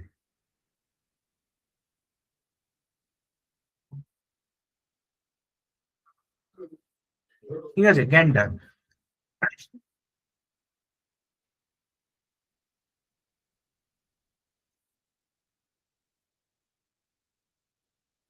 দেখো তাহলে গ্যান্ডার, গ্যান্ডারের উল্টোটা কি হবে, গুজ, বুঝতেই পারছি আমরা গ্যান্ডার গুজ হয়ে যায়। আচ্ছা কোল্ড, সিওএলটি কোল্ড, ঠিক আছে, এই কোল্ড, কোল্টের ব্যাপারটা কি হয় দেখো, যে কোল্ট মানে হচ্ছে ওই অশাবক, ঠিক আছে, মানে অশ্ব শাবক যাকে বলে, তাহলে শাবকই হচ্ছে ফিলি, ঠিক আছে, অশ্ব শাবক হচ্ছে কোল্ট আর অশ্ব শাবকই হচ্ছে ফিলি, ঠিক আছে। তো এরকম কিছু আর কি আসে। আচ্ছা তারপরে ধরো টো মানে হরিণী, ঠিক আছে, শো মানে সুকরিণী, একটা ভেরি, তাহলে ফিলি হচ্ছে উল্টো। আচ্ছা আবার কিছু সিনোনিম থেকে প্রশ্নপত্র এসেছে, দেখো এগুলো কনসিয়েন্সিয়াস, মানে সেগুলো হচ্ছে কনসিয়েন্সিয়াস মানে বিবেকবান, তার মধ্যে যার মধ্যে বিবেক রয়েছে, তাহলে অবশ্যই আমরা স্ক্রুপুলাস বলবো, ঠিক আছে। আচ্ছা অ্যাভোর মানে কাউকে খুব তীব্র ঘৃণা করা, সেটা হচ্ছে ডিটেস্ট, মানে তীব্র ঘৃণা করা, এরকম কিছু। আচ্ছা এবার দেখো কিছু অ্যাপ্রোপ্রিয়েট, ওই যে ফিল ইন দা ব্ল্যাঙ্কস বলেছিলাম না, যেখান থেকে প্রশ্ন আসে, দেখো ফিল ইন দা ব্ল্যাঙ্কস, যেমন দেখো if I dash a bird, যদি আমি একটা পাখি হতে পারতাম আই উড ফ্লাই, এক্ষেত্রে কি হয়, আমি তো পাখি হতে পারবো না, মানে এগুলো সব হচ্ছে সাবজাংটিভ মুডের মধ্যে পড়ে, যেগুলো আমরা রিয়েল লাইফে হতে পারি না, রিয়েল লাইফে হতে পারি না। If I dash a bird মানে if I were a bird, আমি যদি একটা পাখি হতে পারতাম। হি ফাউন্ড দ্য বুক, হি সে খুঁজে পেল বইটা যেটা সে হারিয়ে ফেলেছিল, এটা আমাদের পাস্ট ইনডিফিনিট থাকলে আমার পরেরটা কি করতে হয়, পাস্ট পারফেক্ট, খুব ইজি, হ্যাড লস্ট করে দিলাম, ঠিক আছে, এইটা আমরা করে দিতে পারি। আচ্ছা আরো দেখো এই যে স্পেলিং মিস্টেকে দেখতে পাচ্ছ যে কোনটা আমাদের ঠিকঠাক বানান, অ্যাসিমিলেট, ঠিক আছে, ASSIMILL অ্যাসিমিলেট, MILAT অ্যাসিমিলেট বানানটা এটা, ঠিক আছে, অ্যাপালিং বানান কোনটা। তো এইগুলো আমাদের জাস্ট একটা স্পেলিং গুলো ভালো করে পড়ে নিতে পারলেই ব্যাপারটা কিন্তু হয়ে যাবে, খুব একটা কঠিন জিনিস এখানে নেই। এগুলো আমরা যদি একটা আমি তোমাদেরকে প্রোভাইড করে দেবো, সেগুলোকে তোমরা যখন পড়বে তখন দেখবে অটোমেটিক্যালি তোমরা এগুলো পেরে যাবে, ঠিক আছে, কোনো অসুবিধা হবে না, কারণ এগুলো তোমাদের হাতেই রয়েছে। অ্যাপাল, রেজোভিনেট, রেজোভিনেট বানান হচ্ছে REJUVENAT, রেজোভিনেট, তাহলে সেই বানানটা একটু দেখে নিতে হবে, VNAT, সরি এটা হবে এটা রেজোভিনেট, ঠিক আছে এটা। আচ্ছা এবার কিছু এরার কারেকশন রয়েছে, ঠিক আছে, এই ব্যাপারটা আর কি, ঠিক আছে। তো এরার কারেকশন গুলো আমাদের রুল গুলোকে ভালো করে পড়তে হবে, আমরা পার্টস অফ স্পিচ খুব ভালো করে এখান থেকে পড়বো। যেমন ধরো Samir has to trudge over the steep mountain path, তার ট্রাজ ওভার হয় না, ট্রাজ আপ হয়, ট্রাজ আপ মানে কোনো রকম ধরো বন্ধুর কোনো জায়গা, মানে বন্ধুর কোনো জায়গা দিয়ে তুমি টপকে যাচ্ছ, তখন সেটা হয়ে যায় ট্রাজ আপ, অতিক্রম করা, এই আর কি। তো এখানে রয়েছে তারপরে is one of the best pirate stories, that were হয় এখানটায়, দ্যাট ওয়ার এভার রিটেন, এগুলো আর কি হয়। আর এই যে লাস্টে দেখো রয়েছে অ্যাপ্রোপ্রিয়েট প্রিপোজিশন থেকেও বলেছিলাম প্রশ্নপত্র থাকে, সেটা হচ্ছে দেখো এখানটাতে, যেমন এই পার্সুয়েন্স, ইন পার্সুয়েন্স এর সাথে অফ বসে, আর এটা তো ফ্রম দা হয়, ফ্রম দা রেলওয়ে স্টেশন তোমরা জানো, আর ইন পার্সুয়েন্স, এই ধরনের কিছু প্রশ্নপত্র এগুলোই থাকে, এগুলোই প্রতি বছর ঘোরাফেরা করে। তা এই হচ্ছে ওভারঅল তোমাদের প্রশ্নপত্র ডিসকাশন, তোমরা দেখলে যেরকম ভাবে আমরা আলোচনা করলাম সেরকম ভাবে প্রিভিয়াস ইয়ারে তোমরা প্রশ্নপত্র পেয়েছো, তোমাদেরকে আমি এগুলোকে প্রোভাইড করে দেবো, কোনো অসুবিধার কিছু নেই। এবার আশা করছি তোমাদের সমস্ত ডাউট আমি ক্লিয়ার করতে পেরেছি। যদি এরপরেও যদি কারোর কোনো জিজ্ঞাসা থাকে রিগার্ডিং ইংরাজি, ঠিক আছে, ইংলিশ সাবজেক্ট, তা আমি অবশ্যই তোমরা কমেন্টে জানাও, আমি তোমাদের উত্তর দেবো। আর অন্যান্য যদি কোনো ডাউট থাকে সেগুলো অবশ্যই স্যার তোমাদেরকে জানিয়ে দেবেন। তাহলে তো দ্যাটস অল, ঠিক আছে, ফর টুডে। তোমরা বলো এবার যদি কারোর কোনো ডাউট থাকে, যদি কোনো ডাউট না থাকে তাহলে আমি ক্লাসটা স্যারকে ট্রান্সফার করে দেবো। তো একটু তোমরা জানাও যে যদি কোনো তোমাদের ডাউট থাকে। আশা করি তোমাদের সবটাই ক্লিয়ার হয়ে গেছে, তবে যদি তোমাদের কোনো ডাউট থাকে বলো। ডাউট নেই তো? আচ্ছা ওকে, ওকে, থ্যাংক ইউ সবাইকে এতক্ষণ মনোযোগ সহকারে শোনার জন্য।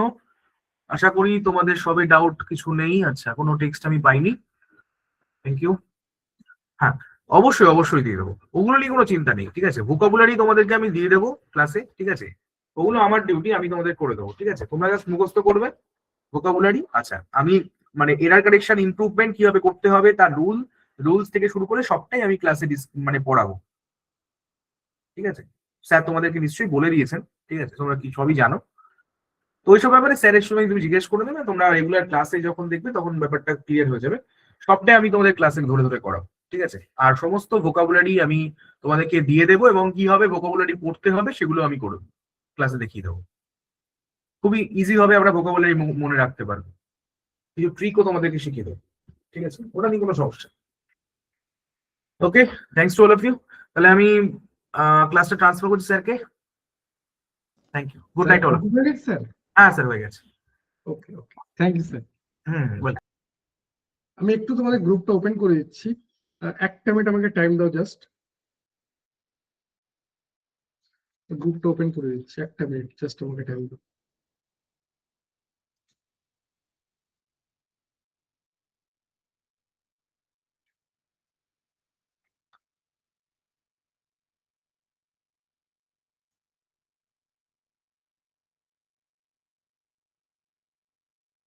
আশা করি দেখো স্ক্রিনটা দেখতে পাচ্ছ।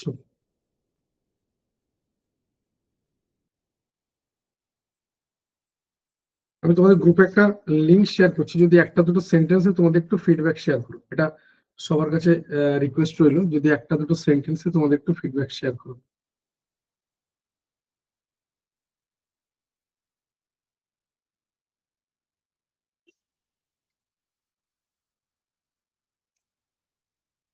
দেখো লিঙ্কটা তোমাদের গ্রুপে শেয়ার করা হয়েছে। এটা একটা ফেসবুক পোস্ট, যেমন তোমরা মানে এই ক্লাস করছো, সে কোনো না কোনো ফেসবুক পোস্ট দেখে আমাদের এই গ্রুপে জয়েন করেছিলে। এটা রেলের জন্য একটা ফেসবুক পোস্ট।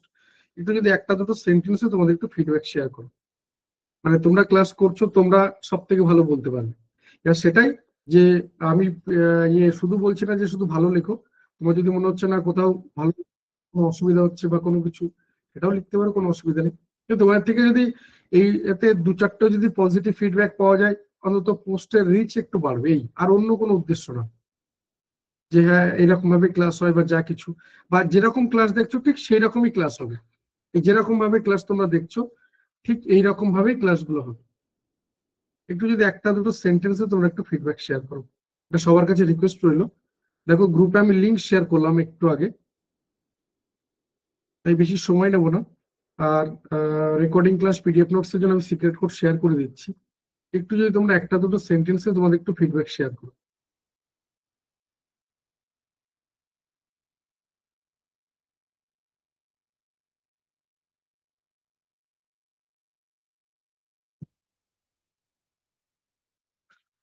একটু যদি একটা দুটো সেন্টেন্সে তোমরা একটু ফিডব্যাক শেয়ার করো।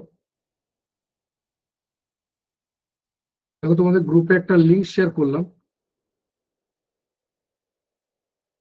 একটু যদি একটা দুটো সেন্টেন্সে তোমাদের একটু ফিডব্যাক শেয়ার করো।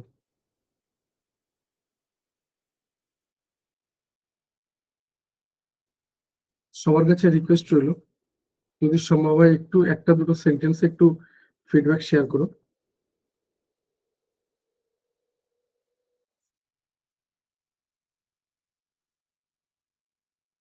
শুভম দত্ত,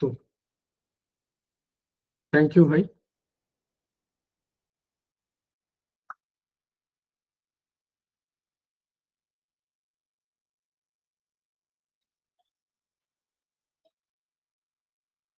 একটু যদি একটা দুটো সেন্টেন্সে তোমাদের একটু ফিডব্যাক শেয়ার করো। নব কুমার, থ্যাংক ইউ ভাই। একটু যদি একটা দুটো সেন্টেন্সে তোমাদের একটু ফিডব্যাক শেয়ার করো, এটা সবার কাছে রিকোয়েস্ট রইলো।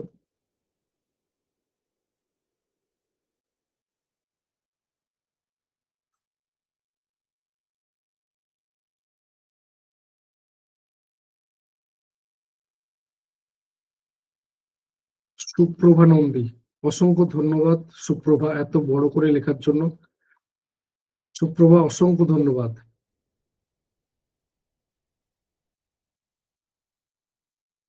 তোমাদের এই সামান্য একটু জিনিস আমাদের অনেকটা কাজে লাগে।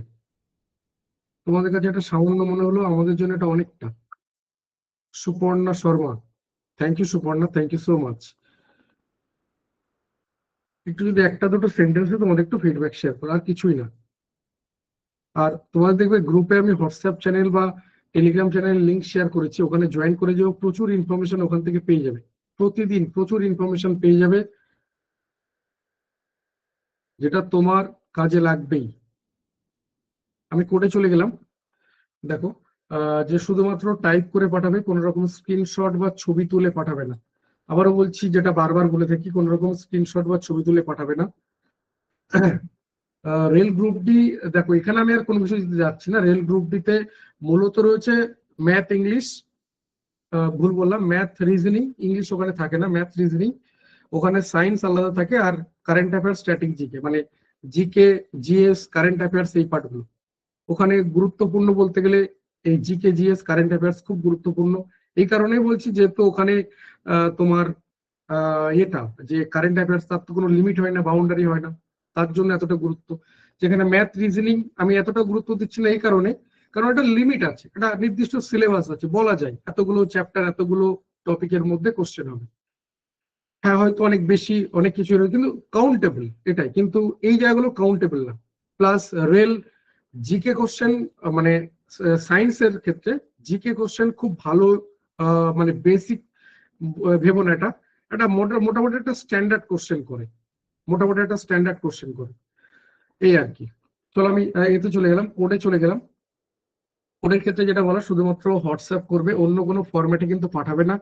কেউ কেউ টেক্সট মেসেজ করছো, কোনোভাবে কিন্তু যাবে না। যারা কোড পাঠিয়ে রাখছো তাদের সবার কাছে যাবে, আমি আবারও বলছি সবার কাছে যাবে, এটা বিন্দুমাত্র এই নিয়ে কোনো কিছু চিন্তা করার কোনো দরকার নেই। আর আগামীকাল যেন সিডিপি ক্লাস রয়েছে, চাইল্ড ডেভেলপমেন্ট অ্যান্ড পেডাগজি, অর্থাৎ শিশু বিকাশ ও শিশু মনস্তত্ত্ব, আগামীকাল ক্লাস থাকবে রাত 8টা থেকে।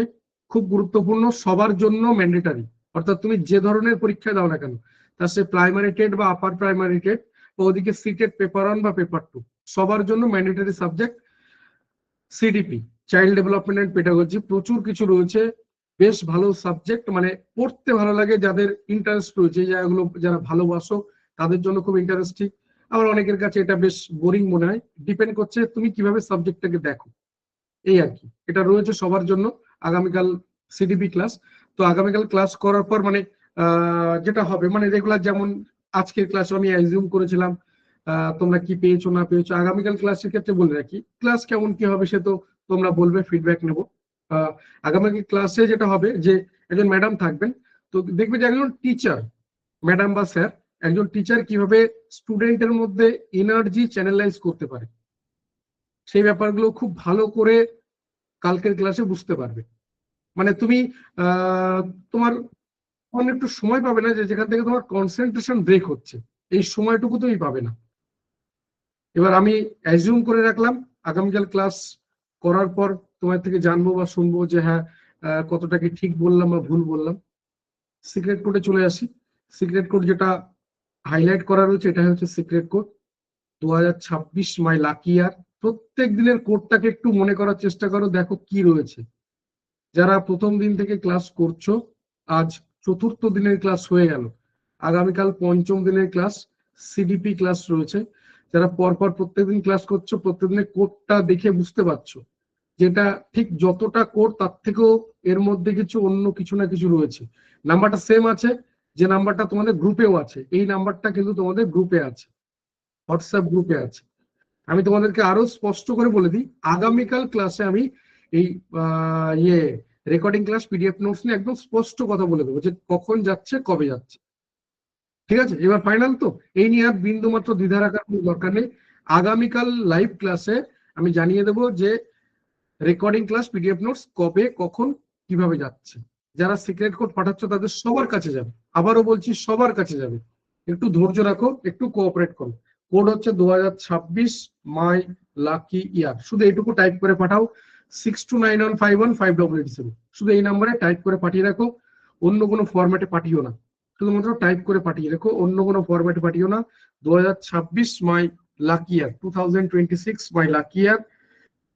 আর কোড নাম্বারটা হচ্ছে 6291515880। আশা করি সবাই পেয়ে গেছো, পাঠিয়ে দিয়েছো, কারো কোথাও কোনো অসুবিধা নেই, তাই তো?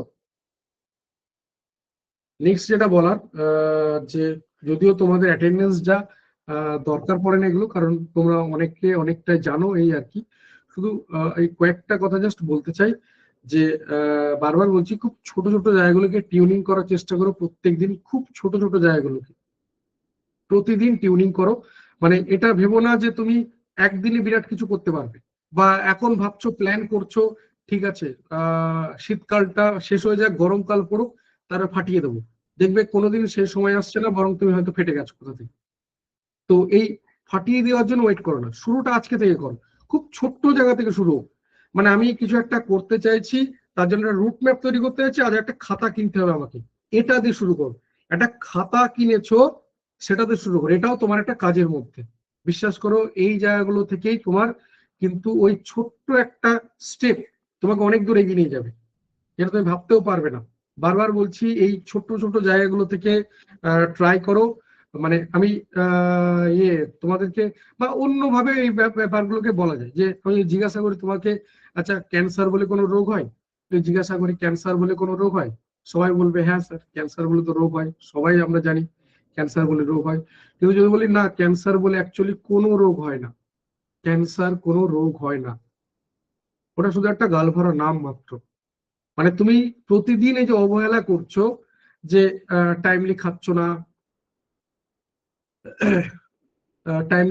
না, তারপরে তোমার ধরো কানে ব্যথা, চোখে ঝাপসা দেখছো, কানে ঝিঝি লেগে রয়েছে, দাঁত দিয়ে রক্ত বেরোচ্ছে, তারপরে পেটে ব্যথা, এমনি খাও না, সকালবেলা ব্রেকফাস্ট বন্ধ করে দিয়েছো, এরকম দেখো প্রচুর রয়েছে। যাই যেগুলো বলছি এগুলো আমাদের প্রত্যেকের এক একটা উপসর্গ। মানে আমরা যখন একটু বড় হয়ে যাই মনে করি, তখন এই ব্যাপারগুলো আমাদেরকে আরো বেশি জাপতে ধরে। তো এইগুলোই আর কি, এইগুলোকে যখন তুমি ইগনোর করছো, সেগুলোই কিন্তু আলটিমেট তোমাকে ওই cancer is equal to cancer হিসেবে দাঁড়াচ্ছে। আবারও বলছি ক্যান্সার কোনো রোগ না। তুমি যদি এগুলোকে রেগুলার বেসিসে তুমি করো, তার জন্য দেখবো অনেকের কাছে শুনতে পাই এরকম, আমি তো সারা জীবন মানে বিড়ি সিগারেট পর্যন্ত খাইনি, বিড়ি সিগারেট কেউ পাশে খেলে আমি সেখান থেকে উঠে চলে যাই, তারপরে আমার জন্য কেন হবে? আমি তো কত করি, আমি সারাদিন ঠাকুর দেবতা নিয়ে থাকি, হয় না এরকম অনেকে বলে। তো তো এই ব্যাপারগুলো আর কি, এগুলোকে প্লিজ বোঝার চেষ্টা করো। নেক্সট যেটা বলার, যে খুব সস্তা জিনিসের পিছনে দৌড়িও না। মানে জেনে রেখো যা তোমাকে এট এ টাইম আকর্ষণ করছে, তা তোমার জন্য ক্ষতিকারক। মানে যার মধ্যে কোনো রকম কোনো চিন্তা ভাবনা নেই, হঠাৎ করে তোমাকে আকর্ষণ করছে, হঠাৎ তোমাকে টানছে, প্রথমেই সেখানে একটা কোশ্চেন মার্ক বসিয়ে দাও। তোমার আর ওই আকর্ষণ এই দুটোর মাঝখানে একটা বড় কোশ্চেন মার্ক বসিয়ে দাও, দিয়ে চিন্তা করো, দেখবে অনেক ফাস্ট তুমি সলিউশন পেয়ে যাচ্ছ। যা কিছু তোমার লং টার্ম রিলেশনশিপ রয়েছে, যেখানে যাই যে কোনো ফরম্যাটে হোক না কেন, যার মধ্যে লং টার্ম ব্যাপার রয়েছে, তা তোমাকে সহজে আকর্ষণ করবে না, সহজে তা আকর্ষণ করে না। এই ব্যাপারটা মাথায় রেখে দিও। তাই শর্ট টার্মের পিছনে দৌড়িও না। মানে হঠাৎ আকর্ষণ করছে, এই ব্যাপারগুলো ভীষণভাবে ক্ষতি করে আমাদের। ছোট ছোট জায়গাগুলোকে টিউনিং করো প্রতিদিন। এটা একদম ভেবো না যে একদিনে বিরাট কিছু করবে, যে এখন থেকে হেভি প্ল্যান করছো, এটা করবে ওটা করবে এটা করবে, এটা এই হয়ে যাবে, ওটা শেষ হলে এটা শুরু করব, পারবে না। তুমি প্রত্যেকদিন কিছু না কিছু করো, যেটা থেকে তোমার কিছু না কিছু পাবেই, সেখান থেকে রেজাল্ট পাবে, ডেফিনেটলি রেজাল্ট পাবে। মানে মূলত বা আলটিমেট যদি একটা কথা বলি, একদম প্রথম দিন যারা ক্লাস করেছিল সেই জায়গাটা বলেছিলাম যে তোমাকে এনি হাউ নিজের মধ্যে কনফিডেন্স বিল্ড আপ করতে হবে। মানে এটা কারোর থেকে ধার করা নয়। অর্থাৎ মনে করে দেখো, যারা প্রথম দিন ক্লাসে ছিলে, এখানে আছো কেউ ক্লাসে ছিলে কিনা আমি জানি না, প্রথম দিনের ক্লাসে যে জায়গা থেকে তুমি নিজেকে দেখতে পাবে, যেখান থেকে নিজেকে তুমি রিপ্রেজেন্ট করতে পারবে। মনে করে দেখো বেশ কিছু পয়েন্ট বলেছিলাম, যেগুলোকে বলেছিলাম বেস। যারা মাটির নিচে থাকে, আমাদের যেমন ভিত মাটির নিচে থাকে, আমাদের বাড়ির ভিতটা ঠিক এরকম দেখতে পাই না কোনোদিন। আমি তুমি যে বাড়িতে বাস করি সেই বাড়ির ভিত কেমন দেখতে কারোর মনে নেই, অনেকে দেখিনি, কিন্তু বছরের পর বছর সেই বাড়িতে রয়ে গেছে, তাই না? ঠিক একই রকম এই কনফিডেন্সের জায়গা যতক্ষণ না তোমার মধ্যে তৈরি হচ্ছে, ততক্ষণ তুমি এদিক ওদিক ছোটাছুটি করবেই। প্লাস তার সঙ্গে সেলফ মোটিভেশন ভীষণভাবে কার্যকরী। সেলফ মোটিভেশন ছাড়া তুমি এগোতে পারবে না, সেলফ মোটিভেশন ছাড়া তুমি এগোতে পারবে না। আর সব থেকে বড় কথা, যেটা ইনিশিয়াল স্টেজে কাজ করে না, দরকার হয় না, ইনিশিয়াল স্টেজে দরকার পড়ে না। কিন্তু যখনই তুমি নিজেকে মনে করবে আমি আর 5 জনের থেকে নিজেকে আলাদা করে শো করব, তখন তোমার দরকার পড়বে ডিসিপ্লিন। তাই মনে করতে কিন্তু প্রথম দিন বলেছিলাম confidence plus motivation plus discipline, এই জায়গাটা যতক্ষণ না আসছে ততক্ষণ কিন্তু তুমি অ্যাকচুয়ালি তুমি নও, এটা যেন বুঝতে তোমার জীবনের দুপুর ঘনিয়ে না আসে। কারণ এটা যখন বুঝতে পারলে তখন দেখলে তাকিয়ে না আর ইউ টার্ন নেওয়ার সময় নেই, কিছুক্ষণ পরে সন্ধ্যা নেমে যাবে লাইফের। তো এই কথাগুলো বুঝতে যেন খুব বেশি লেট না হয়ে যায়, যত তাড়াতাড়ি সম্ভব নিজেকে তৈরি করো, নিজেকে তৈরি করো। এন্ড অফ দ্য ডে একমাত্র তুমি তোমার কারিগর, অর্থাৎ তুমি ছাড়া তোমার লাইফে দ্বিতীয় আর কেউ কারিগর নেই। তুমি তোমার লাইফের একমাত্র স্থপত্য শিল্পী, কেউ তোমাকে তৈরি করতে পারবে না। তাই এই ব্যাপারটা মাথায় রেখে দিও। এটা ভেবো না যে ভগবান তোমার জন্য এরকম টাইপের কিছু রয়েছে, হঠাৎ একটা মিরাকেল ঘটবে, একটা অপরচুনিটি তোমার দিকে ছুড়ে মারবে, তুমি নিয়ে অমনি শুরু করে দেবে, এরকমটা কখনো হবে না। তোমাকে অপরচুনিটি ক্রিয়েট করতে হবে, সেই পজিটিভ ব্যাপারগুলো তোমাকে ভগবান দিয়ে দেবে, সেই জায়গাগুলো তোমাকে দিয়ে দেবে। কিন্তু তুমি যদি চিনতে না পারো, এটা যতক্ষণ না তুমি ফিল্ডে নামবে ততক্ষণ বুঝতে পারবে না। কারণ যতক্ষণ তুমি প্ল্যান করবে কিচ্ছু বুঝতে পারবে না।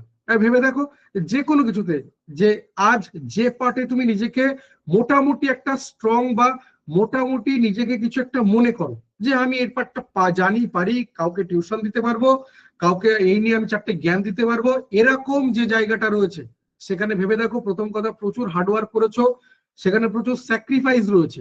আর সেখানে যে কোনো রকম টিউনিং তুমি যে কোনো ওয়েতে করতে পারো, সেটা হোক না যে কোনো ফরম্যাটে হোক না, তুমি করতে পারো। কিভাবে কি করতে হয়, মানে এক কথায় আমরা যেটাকে বলি এ ধামার কাঁঠাল ও ধামায় রাখা। কিন্তু যে পার্টে তুমি জানো না সেখানে তুমি এই ব্যাপারগুলো কখনো কাজে লাগাতে পারবে না। তাই আবারও বলছি, তুমি যেটার পিছনে ছুটছো জেনে রেখো তা এখনো তোমার আয়ত্তে নেই। আয়ত্তে থাকলে তুমি আর ছুটবে না, বন্ধ করে দেবে, ছোটা বন্ধ করে দেবে, তাই না? যা তোমার করায়ত্তের মধ্যে চলে এসছে দেখো সেখানে তুমি ছোট না এখন আর।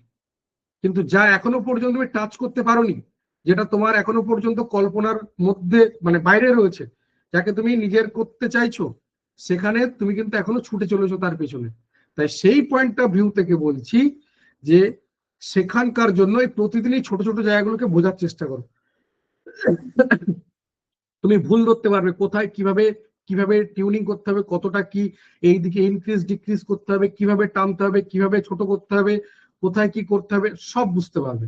কারণ অ্যাকচুয়ালি যখন আমরা লাইফে কাজ করি এগুলো কোথাও কেউ বলে দিতে পারবে না, আমাদের সবার জন্য আলাদা। আমরা বই পড়ে একটা নির্দিষ্ট থিওরি পেতে পারি, কেউ হয়তো কিছু বলে দিল যে আমার মতো লোক বা আর 5 জন তোমাকে একটা নির্দিষ্ট গাইডলাইন দিতে পারে। কিন্তু এই যা কিছু বলছি, যা কিছু পড়েছো বা অন্য যা কিছু পেয়েছো, তা 100% তোমার উপর কাজ করবে না, সেখানে তোমার কিন্তু নিজস্বতা রয়েছে। এই ব্যাপারটা অনেকটা বোঝার চেষ্টা করে এইরকম যে ধরো একজন ডান্স টিচারের কাছে 5 জন বা 10 জন ডান্স শিখছে, এবার সবাইকে সেই টিচার একই রকম শেখাচ্ছে, যে তাদের মধ্যে কোনো একজন বা দুজনকে আকর্ষণ করে, যে যাদের চোখের টান ব্যাপারটা, আঙুলের কায়দা ব্যাপারটা, বা সেটা এই থুতনি, চোখ, নাক, বডি ল্যাঙ্গুয়েজ, আদার সবকিছু, এগুলো কিন্তু ওই ওয়েতে টিচার তোমাকে শেখাতে পারবে না। তিনি বলতে পারেন যে এই সময় চোখটা এদিকে করবে, এই সময় চোখটা এদিকে করবে, এই আঙুলটা এদিকে করবে, কিন্তু এটা একান্ত তোমার নিজস্ব ব্যক্তিগত জায়গা, যেটা কেউ তোমাকে করতে পারবে না। তাই তোমার লাইফের এই জায়গাগুলো তোমাকেই ঠিকঠাক করতে হবে, কোথায় কি অসুবিধা রয়েছে, কোথায় কি অসুবিধা রয়েছে। তাই সব সময় বলবো একটু প্লিজ ধৈর্য রাখো। মানে এই ধৈর্য যখন কথাটা আসলো, এই নিয়ে আমি তোমাকে অনেকক্ষণ, এখন ধরে আমি, তুমি যদি বলো ধৈর্য নিয়ে স্যার কিছুক্ষণ বলুন, তাহলে দেখবে আরো 1 ঘন্টা চলে যাচ্ছে। আমি শুধু 2-3টে পয়েন্ট ধৈর্য নিয়ে বলতে চাই, এই মুহূর্তে দাঁড়িয়ে বুঝতে পারবে। মানে দেখো আমাদের ওভারঅল ইন্ডিয়ার ব্যাপারটা, আমাদের দেশের ব্যাপারটা একবার ভাবো, ঠিক আছে? কে কোন পার্টি করো, কে কাকে সাপোর্ট করো না করো, আমি সেই জায়গা থেকে যাচ্ছি না। এই মুহূর্তে দেখো ইন্ডিয়ার উপর একটা বিরাট চাপ ছিল, মানে অন্য ফরেন কান্ট্রি রেসপেক্টে, সেটা আমেরিকা হতে পারে, অন্য কেউ হতে পারে, বিরাট ভয় দেখানো, বিরাট এ করা, অনেক কিছু, এই করে দেবো, তাই করে দেবো, এই করে দেবো, ওই এ করে দেবো, যত রকম যা কিছু এসছে, ইন্ডিয়া বরাবরই চুপচাপ থেকেছে। আমি দেশ হিসেবে বলছি, কোনো ব্যক্তি নয়, কোনো ব্যক্তি নয়। কারণ ব্যক্তি হিসেবে বললে তুমি যে কোনো কাউকে নিতে পারো, সেটা দেশের প্রধানমন্ত্রী, স্বরাষ্ট্রমন্ত্রী বা অন্য যে কোনো টাইপের নেতা বা রাষ্ট্রপতি, ইভেন কোনো ইয়ে, কেউ কোনো কিছুই করেনি। বাংলাদেশ প্রতিদিন লাফাচ্ছে, ইন্ডিয়া চুপচাপ রয়েছে, কাউকে কোনো কিছু বলছে না। শুধু এই জায়গাটাকে ভাবো, কে কোন পার্টি করো, কে কাকে সাপোর্ট করো না করো দেখার দরকার নেই। আমি ইন্ডিয়াকে রিপ্রেজেন্ট করছি, কোনো ব্যক্তি নয়। শুধু এই জায়গাটাকে দেখো, ধৈর্য ধরে বসে রয়েছে।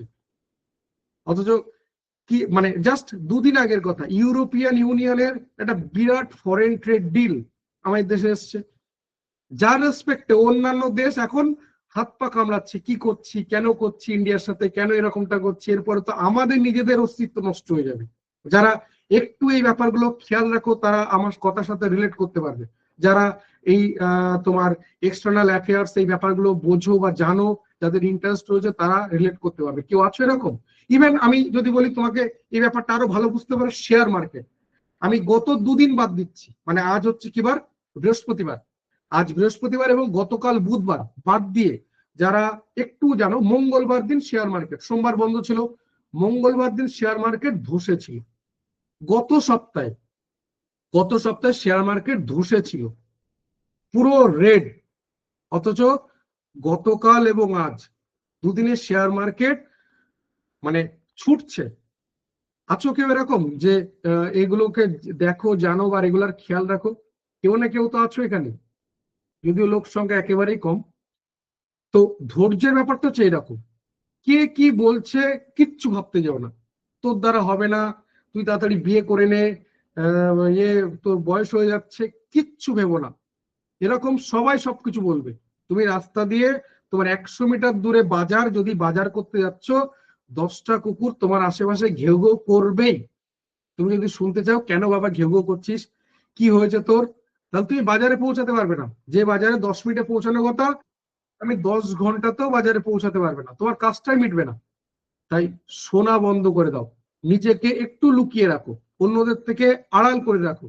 6 মাস আড়াল করে দাও, 6 মাস নিজেকে গুটিয়ে রাখো, তুমি আগামী 6 বছরের রসদ পেয়ে যাবে, কি করতে হবে না হবে। মেনে চলো, একবার করে দেখো। মাত্র তো 6 মাসের কথা বলছি, এমন তো কিছু না। চলো আমি এই পর্যন্ত রাখলাম। থ্যাংক ইউ সবাইকে। আমি জানি না কার কতটা কি উপকার হচ্ছে বা কি, সেটা আলটিমেট তোমরাই বলতে পারবে। এই কথাগুলো কতটা কি তোমাদের কাজে লাগছে না লাগছে, তোমরাই বলতে পারবে। ঠিক আছে, যাই হোক, আগামীকাল রাত 8টা থেকে ক্লাস থাকবে, CDP class, child development and pedagogy. অবশ্যই ঠিক রাত 8টা থেকে জয়েন করে যেও। আর আগামীকাল ক্লাসে আমি রেকর্ডিং ক্লাস, পিডিএফ নোটস নিয়ে একদম স্পষ্ট বলে দেবো। আশা করি এই নিয়ে আর কারো কথা কোনো কোশ্চেন নেই। আমি তোমাদের সাথে অলরেডি হোয়াটসঅ্যাপ চ্যানেল, টেলিগ্রাম চ্যানেলের লিঙ্ক শেয়ার করেছি, বারবার যেটা শেয়ার করেছি। এখন আমি ফেসবুকের দুটো লিঙ্ক শেয়ার করছি, এগুলোতে জয়েন করে যাও। আমি আবারও বলছি, প্রতিদিন প্রচুর ইনফরমেশন পাবে, প্রতিদিন প্রচুর ইনফরমেশন পাবে এই জায়গাগুলো থেকে। বারবার বলছি, এগুলোতে জয়েন করে যাও, প্রতিদিন প্রচুর ইনফরমেশন পাবে। আমি দুটোই শেয়ার করে দিলাম তোমাদের। ঠিক আছে, থ্যাংক ইউ সবাইকে। সবাই খুব ভালো থেকো, সাবধানে থেকো, সুস্থ থেকো। Good night.